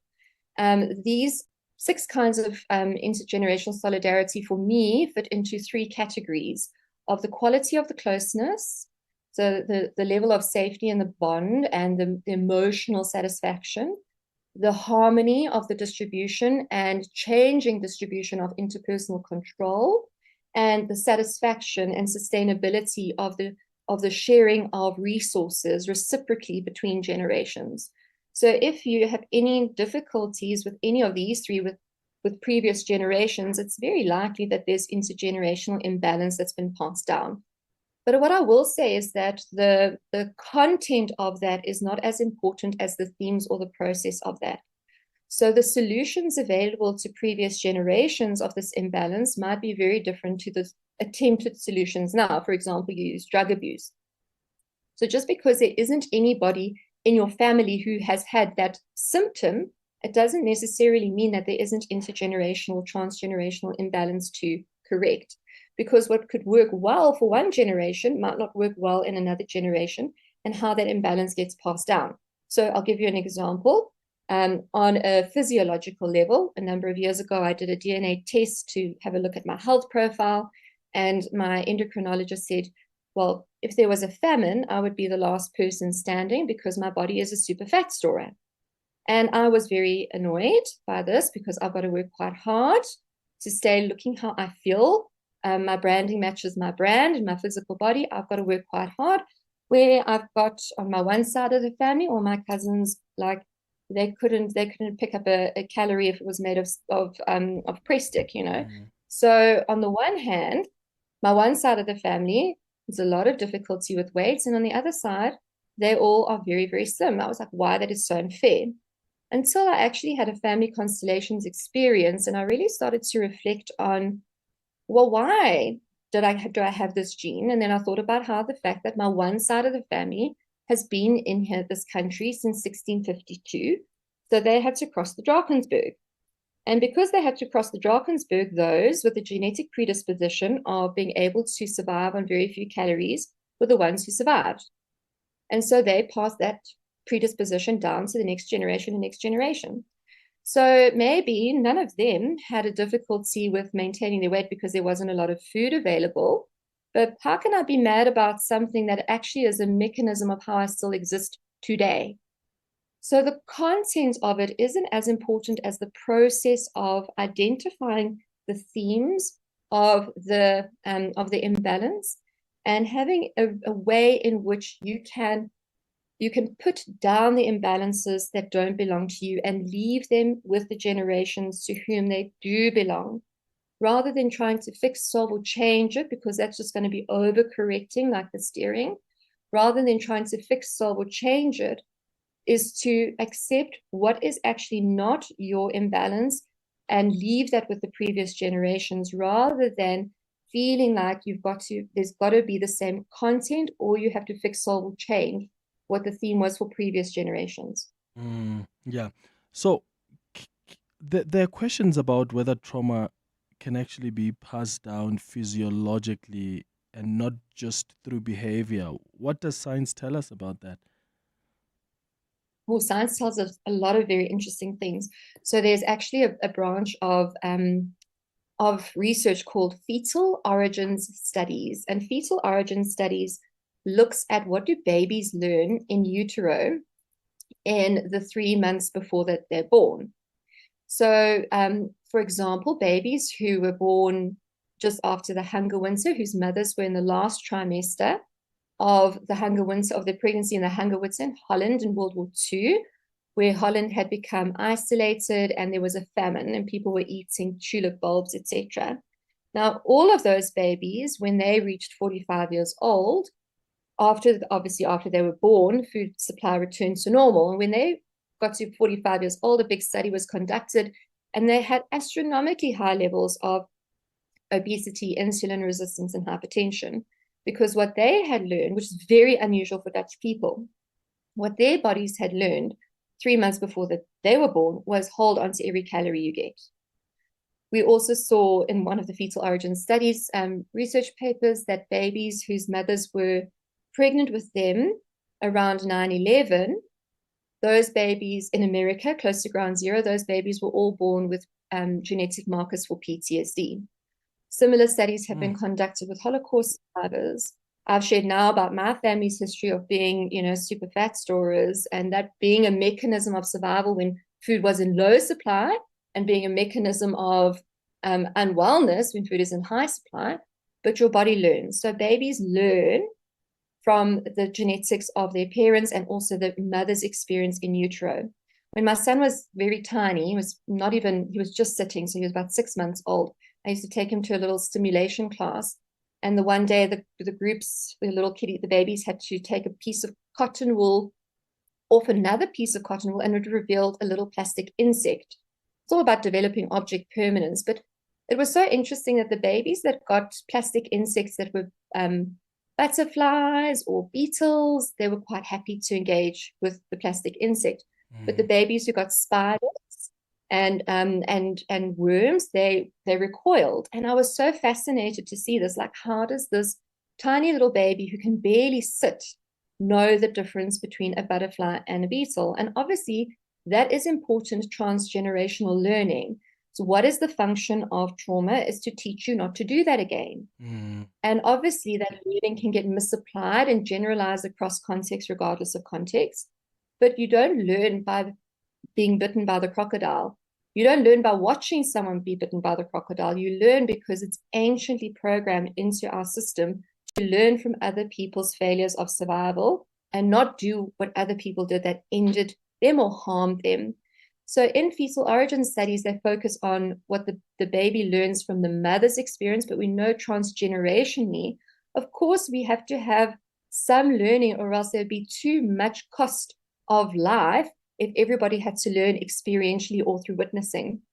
But for example, in fetal origin studies, what they saw is that babies, for example, cry in the accent of their mother, they prefer the flavors their mother's ingested, but they also react to the environment as their mothers had reacted to the environment and the stresses and traumas of the environment 3 months before they were born. Mm-hmm.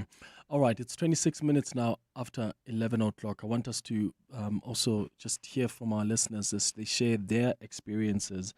Are there traits that got passed on throughout your family? Listening to us now, have you ever tried to break the generational patterns in your family? 072 702 1702 is the WhatsApp line.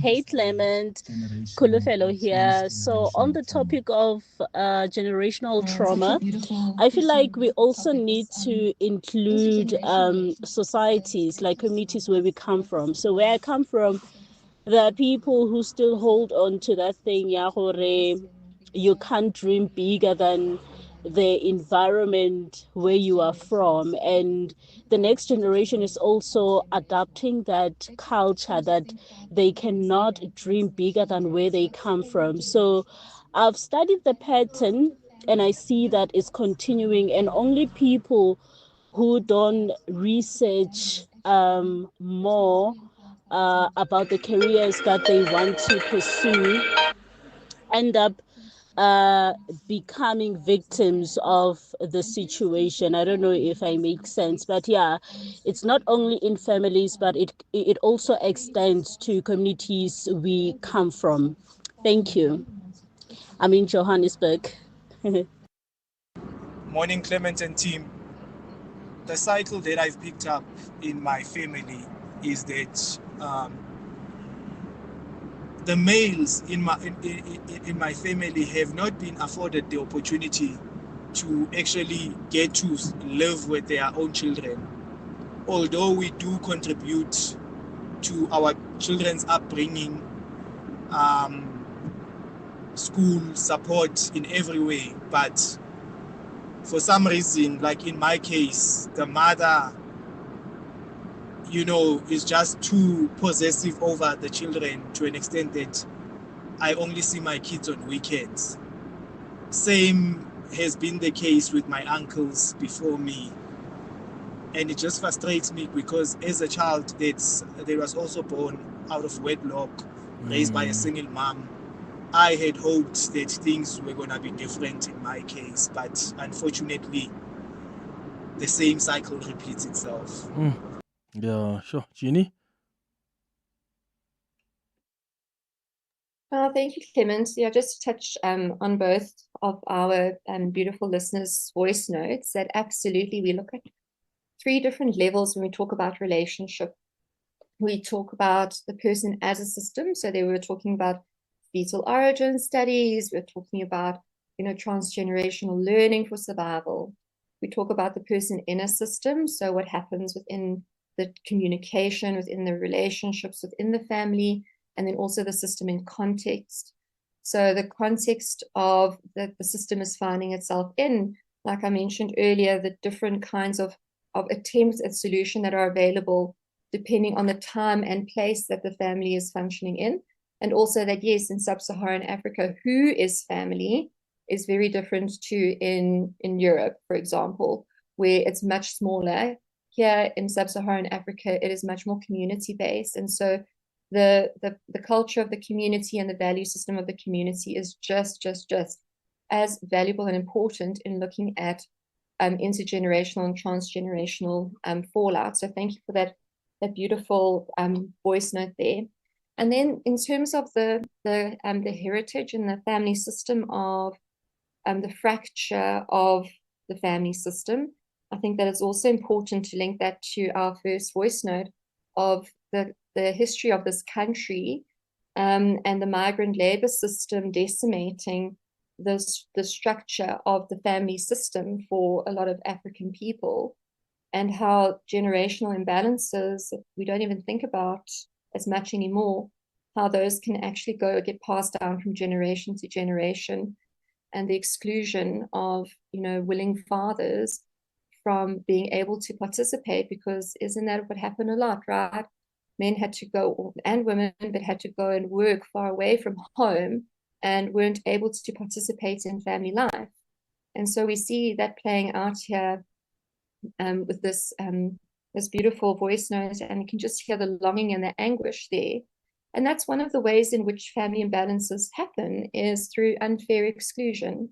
So the voice note there, the listener sharing the experience of unfair exclusion, of being kept away from their children, and the children, growing up in a single parent household as well. There is an exclusion of the father figure there. So we hear how it plays out, and there's a metaphor in that of people being unfairly excluded and children growing up with a fractured family system. It's 11:31.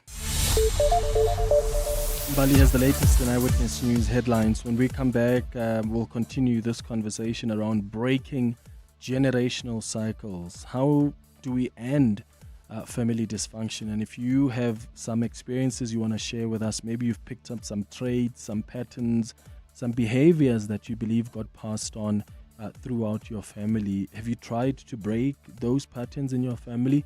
What has it taken? What sacrifices have you had to make? I would like you to share your experience. If you've got questions as well for Jeannie Cave, who's a clinical psychologist, please bring them up. You can give us a call, send us a WhatsApp voice note. I see some of your comments on the YouTube page. I'll get to them in a moment. Mbali, good morning. Thanks, Clement. Good morning. The dispute over the burial of former Zambian President Edgar Lungu has been postponed indefinitely in the High Court to allow for the matter to be heard in the Constitutional Court. The Lungu family lawyer escalated its plight to the Apex Court last week after the High Court ordered that the former president's remains be repatriated to Zambia for burial. Sentencing proceedings in the trial of 3 men found guilty of killing a woman outside Wynberg Magistrates Court have now been delayed in the Western Cape High Court. Last week, Mandisi Mofu was convicted of Christine Gumira's murder. Mofu was the triggerman in the hit on Gumira as she was leaving the courthouse. And Gauteng Agriculture MEC Vuyisa Ramaphosa says the province is primed to be the frontrunners of innovation and technology in the sector. Ramaphosa says the country must leverage on its G20 presidency to address African agricultural challenges. These include trade barriers and the adaptation to natural disasters. Those are the headlines this EWN and more at midday or as it happens. EWN Traffic.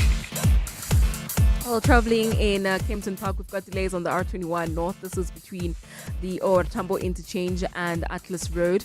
While on the R21 South, leaving the Tembisa area, we still have got those delays due to the roadworks taking place after Oliphants-Fontaine Road. So please be on the lookout traveling around that area.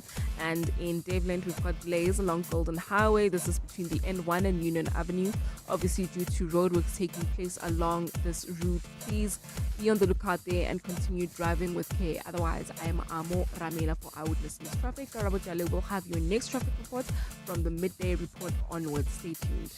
There's more EWN on air, online, and on the EWN app.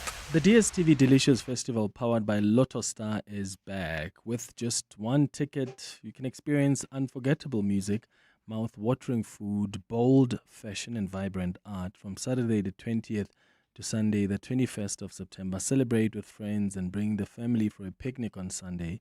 This year, DSTV celebrates 30 years with international headliners, South Africa's hottest talent, and a feast that's as big as the vibe. It's Africa's biggest music and food festival. Get your tickets now at Ticketmaster. The DSTV Delicious International Food and Music Festival, powered by Lotto Star and supported by 702. More on deliciousfestival.com. As a business owner, would you rather deal with stacks of slips at the end of each day or have recons done instantly? Introducing Yoko Counter, the new all-in-one payments and points of sale system that removes the guesswork, the paperwork, and the time drain. Taking your business from chaos to control. guesswork to clarity, giving you back time to focus on what truly matters. Visit yoko.com today to find out more about the simple yet powerful out-of-the-box solution with free built-in point-of-sale software. The unexamined life is not worth living. Socrates' timeless wisdom reminds us of the power of introspection. At Plus 94 Research, we delve deep into data, uncovering insights that drive meaningful decisions. Our scientific methodologies transform questions into clarity.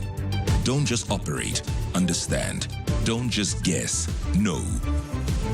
Plus 94 Research, the science of decision making. Dear Journal, trying to be an adult day 3731. I'm really struggling to explain my parents to my therapist. Might send him to live with them so he can see for himself. What if he ends up in therapy too? Wait, what if they love him more than me? Finally learning about mental health. Get covered at pineapple.co.za. It's convenient and like 19 Rand a day, so it's 100% the insurance for you. Underwritten by Old Mutual Alternative Risk Transfer Insurer Limited, a licensed non-life insurer and authorized FSP. Premiums are risk profile dependent. 702. Family Matters. 24 minutes before 12 o'clock. This is our Family Matters feature, and we have been discussing this hour generational trauma. You know, how do we break the generational cycles? How do you end that dysfunction in the family? And I want you to share your experiences of the patterns that you perhaps have picked up in your family. Are you the one that has broken or that's been intentional about ending that dysfunction, or are there people that came before you perhaps that did what they did to break that cycle? And what is it that they did? You can give us a call on 011-883-0702. WhatsApp's on 072-702-1702. The one me, Clement, that I thought I was gonna beat was alcohol and cigarette. Yeah, all my uncles died very early. They died very early, Clement, in their 30 and 40s. Very early, all of them, 7 of them, you can imagine, because of alcohol. And as a result, they died very early. So me, I knew I'm gonna beat that one. And they have children all over. My uncles, so even that one, I knew me as I was growing up that I'm gonna get married and have children in as a one woman, because them they have children all over, and as a result, those children, even them, they passed on, some of them without even us knowing them. So it's very sad. Some of these generational cases and cases. Good morning, Brad Clement, and your guest there. The issue of generational curses and all of those things. For me, it hits home. I was raised by people who don't have money. Their parents never had any sort of wealth or money. And even their parents, I don't know how deep it goes. Hey, Mara, we don't have money. There's no history of anyone in my family who's financially stable. No, there's nothing. No stability at all. No financial stability. There's no money. That at the end. Thank you so much for your inputs. Jenny, you can come in there. Okay, beautiful. So we've identified what is transgenerational imbalance and how it then manifests as these patterns of dysregulation that have a fallout in terms of the quality of the bond. As we heard from the previous voice note, not having access to spend time with his children. It affects the harmony of interpersonal control.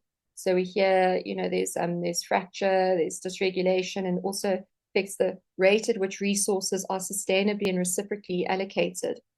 And we spoke about how it's from the principles of family constellations, is that when the river of love is interrupted by people being unfairly excluded and also love being taken from children. Now, that doesn't mean that children don't love their parents, and children do want to give love to their parents, but if the love gets taken, that creates an imbalance.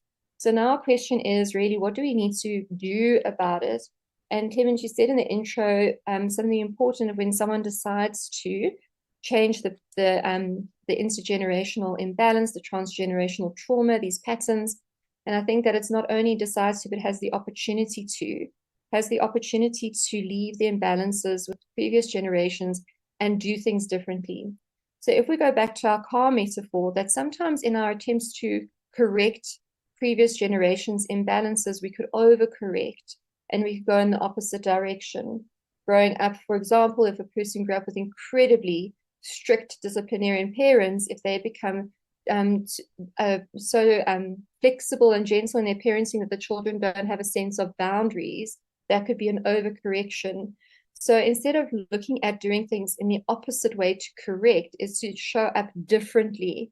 So we hear that from the previous voice note of the father wanting to be with his children. He's showing up in a way that's different. He is seeing his children every second weekend, and he is showing up as a father within what the system is allowing him. We hear with the voice note of alcohol and cigarettes and multiple children that he's shown up differently in terms of committing to a monogamous relationship and being very determined to live a healthy lifestyle. And then in terms of the poverty as well, and it's so important, the third voice note, the last voice note there, is the normative solidarity. One of Bengston's dimensions would be normative. Do we share the same values? Do we share the same norms? And especially when there's poverty, there can be an us and them around the breadline. Yeah. So the haves and the have-nots become quite adversarial.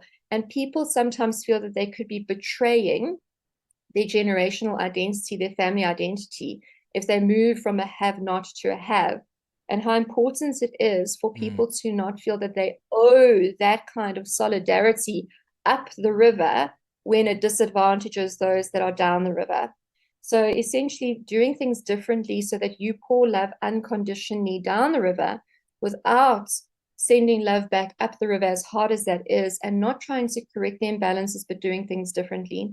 Now, it doesn't mean that you have to have children in order to change generational patterns.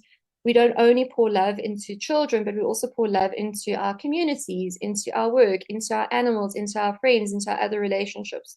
And the principle is that we pour the love in such a way that we don't demand it back. Yeah. So if the love flows back, that's wonderful. But when parents demand love back, or when we are working to heal the imbalances that have been caused by unfair exclusion and love being demanded back, then we can change the generational pain and we actually rebalance the previous generations on a symbolic level. And it's not to say, well, I don't care and that's your problem. It's actually a relief. If you think about being unbalanced on your own 2 feet and having to lean against someone, if that person had to balance you and put you straight back upright and you could stand on your own 2 feet, it would be a relief. So it's not abandoning, it's not creating more fracture. It's simply identifying what actually is the nature of the love that's been taken, what is the nature of the unfair exclusion, and leaving that with the previous generations in such a way that you show up differently to not unfairly exclude yourself, not unfairly exclude others, but also in not clawing love back from the generation to come or whatever you pour love into in order to service the imbalance from the generation before you of how they clawed love back from the river of love that is supposed to flow downstream. Yeah.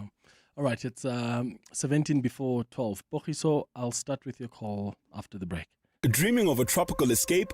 World Leisure Holidays has your ticket to paradise with exclusive getaways to the Indian Ocean Islands. From the beaches of Mauritius and the Maldives to the charm of Madagascar, Seychelles, Zanzibar and more, your dream destination awaits. Take advantage of early bird specials and pay stay offers. Call 011-285-2500 and mention 702 for a mystery discount. Or follow us on social media or contact your nearest travel professional. Start planning your escape today. T's and C's apply. And there you go, your favorite latte, hot and ready. You never disappoint. Listen, did you see that email? God, it's going down. Let's catch up later. Got another Zoom meeting. Oh, okay, cool. Later. Meet our audience. They are working, living their lives, sharing stories, and always listening. So if you're going to interrupt them, it better be good. Prime Media Broadcasting Sales. We help you connect with every productive, innovative, and dynamic individual in our audience. From the open plan office to the executive suite. Contact us at advertise@primemedia.co.za today. At the heart of global conversations shaping the future, Africa's voice matters more than ever. As Africa's largest bank by assets and lead sponsor of the B20 Summit, Standard Bank Group is proud to spotlight the continent's growth, partnerships, and potential on the world stage. Through informed dialogue and powerful partnerships, Standard Bank is driving sustainable growth where it matters most. Standard Bank is an authorized FSP and registered credit provider. 702. Family Matters. 15 minutes before 12 o'clock. Let's go straight to your calls. Bogiso, you're calling from Krugersdorp. Good morning. What are your thoughts? Hi, good morning, Clement. Clement, I actually have a very complicated point to make, but I'll try to sum it up. I don't know if you know a book named Maru by Bessie Hay. It's a very old book. I read this when I was in school. However, it talked more about the reincarnation of, there was a character called Ladi. My point on the subject matter is we seem to frown upon a generational trait or pattern when a now society, so to speak, or a world society frown upon it. But some of the traits that we have been living through or doing, or it has been seen or been applauded by some people because it somehow make you feel like you are part of a greater generation or a reincarnation of a chief or whoever lived before you. So if I to explain it further, I would say there are certain things that we do, like you would have a number of women and have a number of kids you don't take care of, or you would smoke like nobody's business, or you would drink like nobody's business. Then if elders will then say your grandfather used to do 1, 2, 3.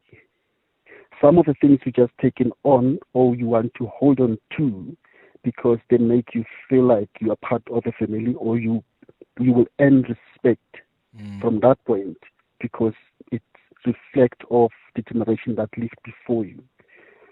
I don't know if I'm making sense. Yeah, so subconsciously you think, so we sometimes hold on to some of these patterns and traits because of who the traits remind us of. So almost like to keep the legacy going, for lack of a better phrase.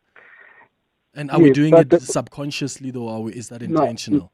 I think some part of it is intentional. It's only when you start having issues, or when you start losing, let's say you could go through, you lose a family, or you start people moving away from you, that you start realizing, oh, okay, my behavior in this, but now it's no longer something that you were taking up because you wanted to be seen like you are so and so. It's something that is in you. You're not doing it subconsciously. You're now starting to struggle with a certain trait. It may be smoking, it may be alcohol abuse, it may be being a humanizer, for lack of a better word. Yeah. But you only start seeing it as a problem when you start suffering the consequences of your actions, so to speak. I get you. Boriso, I'll get Jeannie to comment on that in a moment. Let's go to this voice note. Hi, Clement. This is Carol here. Let me tell you, in my family, right, we had, there was a generational cycle of not reaching 80 years. I see with my grandmother died at 79, especially on my mother's side. My uncles and aunties, they all died at 79, just before their 80th birthday. And this year, guess what? In April, it was my mother's birthday. And I was so worried. We were so worried with my sisters, because we were thinking, oh my goodness, what's going to happen? A part of us, we knew that, she might not make it to 80. But guess what? But I would see my mother was praying. My mother is a strong, prayerful woman. And she broke the generational curse. She had her 80th birthday and she's living, and she's the first one in her family that reached 80. Wow. Yeah, so that's what happened. Thank you very much. Great show as always. Bye. Oh, I actually remember a conversation Gail Mabalani had. Gail is an incredible actor. She had a conversation with my colleague Bongani Bingwa. She turned 40 this year, and she was explaining that her mom or even grandmother, there are lots of people in her family who died before they could turn 40, and she's managed to reach 40, and she's somehow like, because she was so anxious throughout. And I think to this, listener's point about mom who has turned 80, in some families, there's been a pattern that, certain people are dying before a particular age. So, yeah, that's quite incredible to hear. I want you to respond to that, Jenny, especially what Bogiso was asking earlier on around whether or not some of these things we do because subconsciously we are holding dear to the people before us, or we're being intentional, in fact, about doing things as they did, because that keeps us closer to them. Yeah, first of all, happy birthday to Carol's mama. Gosh, what a fraught 79th year you must have all had, and what a huge celebration for her to turn 80. And I think it links to, I think it's Kagiso, I couldn't hear nicely, the call there, and just such a beautifully formulated and well thought out question of what is valued in previous generations, and then when you are wanting to do things differently, how it can become a conflict of loyalty. So, for example, in Carol's family, what her mom might have done differently to look after her physical body in a way that wasn't maybe aware of or available to other older members of the family system.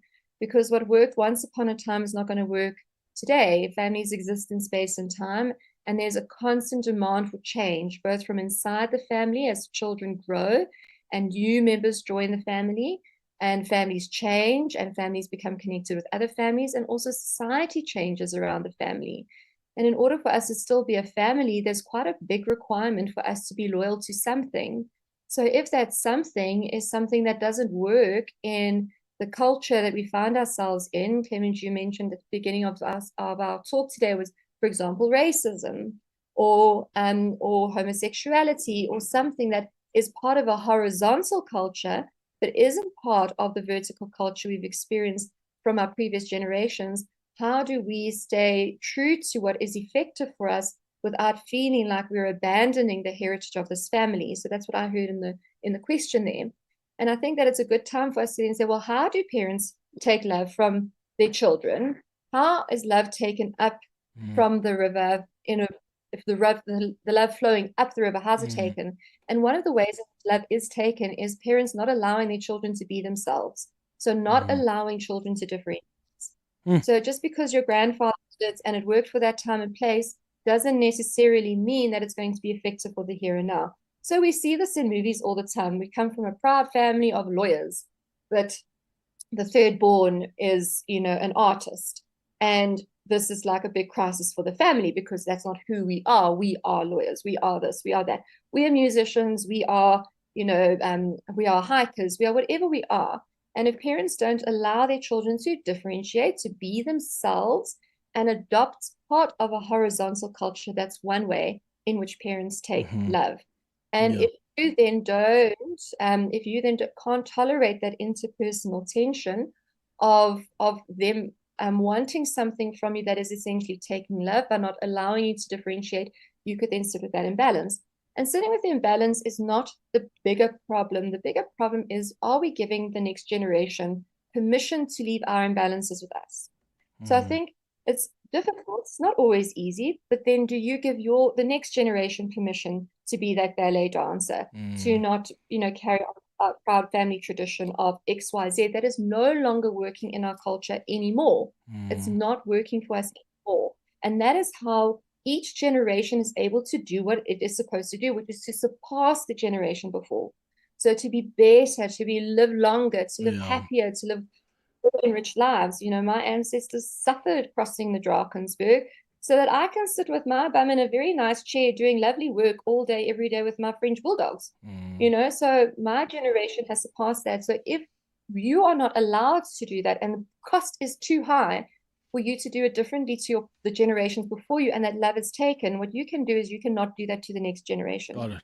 So that's one way in which love is taken. Others are parentification, so expecting children to perform adult roles before they are mature, competing with children or living through their achievements, boundary crossing in grief, for example, of projecting your grief onto the child, or, for example, saying, that when a child's parent dies, oh no, they're the man of the house now, or they've got to look after their dad now that mom has died.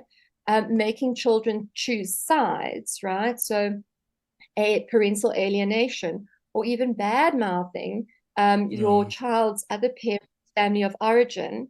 Anytime you make a child feel that they've got to sacrifice for what you have given them, that they owe you, or you are using the child to meet your needs or your expectations, those are ways in which parents take love from the children. So if that is happening for you and you've got a question of, but then what do I do? Just know that that is actually a generational imbalance. They're not a bad person. They're sitting with their own imbalances from the trillion people that have come before them. Yeah. But you Got it. Yeah. Just want to take this quick ad break, Jeannie, and then we'll come back and conclude. 4 minutes now before 12. Do you know what's hiding behind colorful packaging of unhealthy food? Big food companies target children with unhealthy packaged foods that hide high levels of sugar, salt, and fat, which could lead to heart disease, diabetes, and hypertension. But the truth is hidden from consumers. Front of package warning labels are a proven solution to help consumers make informed decisions. The government must act now. We have the right to know what's in our food. Demand front of package warning labels. Sign the petition on heala.org, HEALA.org, by 30 September. Are you just surviving when you know you're meant to thrive? Unlock your next level at the Mind Matters Summit, where CEOs, Olympians, and neuroscientists deliver real tools for real change. This is your upgrade, happening at the Cape Town ICC on the 4th of September. Mind Matters Summit. Change your mind, change your life. Book now at mindmatters-summit.com in proud partnership with Prime Media Cares. When it comes to protecting your workforce, trust the workwear brand that has been protecting workers for over 150 years, Sweetall. Sweetall has overalls and uniform solutions for every industry, so your team is safe, comfortable, and ready to tackle any challenge. Visit our new Boksburg showroom, shop A1 Atlas Road, Westwood, Boksburg, or go to sweetall.com today. Sweetall, we never let you down. Superior protective workwear since 1871. 702. Family Matters. All right, it's going up to 3 minutes now before 12 o'clock. Msizi, quickly, what's your comment? You're calling from Johannesburg. Hi. Yes, just a quick one, Clement. I was listening to your show and about, breaking generational patterns, and I think it just got me a bit emotional thinking about my own family, particularly my dad. He passed on about 5 years ago around the same month of COVID. But the guy really changed, the trajectory of our family. Came from a very poor background, no education whatsoever. There were 8 of them in poverty. He left our small village in KZN and went to work outside, which opened his eyes. But the most important for him was education. He built this legacy around education. And long story short, I'll write a book someday about it when time allows. But then he met my mom, who was a teacher. He had zero education, but he pushed it so hard. 6 of us at home. Long story short, come to get to today, we probably have about, on average, that is 3.5 tertiary qualifications amongst the 6 of us. That comes to about 24 or something. Oh, that's amazing, Sisi. That's amazing. And, it always takes one of us, to break that. Msizi in Johannesburg, thank you for your thoughts. And thanks to Jeannie Cave as well, clinical psychologist, for guiding us through this conversation. Shame. Do you have a sore throat? The Andalex range of lozenges offers 2 options. At the first signs of an irritated, scratchy throat, use Andalex lozenges for dual-action, soothing relief. But for a painful, inflamed throat, use Andalex C lozenges for triple-action, pain relief. Andalex, SA's #1 choice for a sore mouth and throat. Andalex lozenges are available at all leading pharmacies and supermarkets. Just Andalex it. Sell your car now and get paid instantly. There's no waiting when it comes to We Buy Cars. Simply complete the online form on webuycars.co.za to get started. Looking for your next ride? Well, you can explore thousands of vehicles with finance and all the extras available online and in store. Whether buying or selling, We Buy Cars has what you need. The Money Show. Weekday evenings at 6. On your next Money Show, ABSA's new and freshly minted CEO, Kenny Fechler, will take you through the company's financial results. MTN's and Tungela Resources CEOs will also deliver their latest figures. We also catch up with the Minerals Council on the Mineral Resources Development Bill. 1 in every 4 loaves of bread sold in the country is made in Sasco. The GM of that bakery, Cornell van Meulen, will join us on now How I Make My Money feature. The Money Show on 702. Let's walk the talk. The Money Show with Stephen Curtis is brought to you by ABSA CIB, backing the Ideas Fund by advancing capital to African infrastructure investment managers. Your story matters. ABSA is an authorized FSP and registered credit provider. Up next, the Midday Report with Mandy Weiner. Thank you for listening to the Monday edition of the Clement Manyathela Show. Let's chat again tomorrow between 9 and 12. Have a beautiful day, my friends. Bye-bye. This is EWN. Good afternoon, I'm Bali Dlamini. The dispute over the burial of former Zambian President Edgar Lungu has been postponed indefinitely in the High Court to allow for the matter to be heard in the Constitutional Court. The Lungu family lawyer escalated its plight to the Apex Court last week after the High Court ordered that the former president's remains be repatriated to Zambia for burial. Lungu died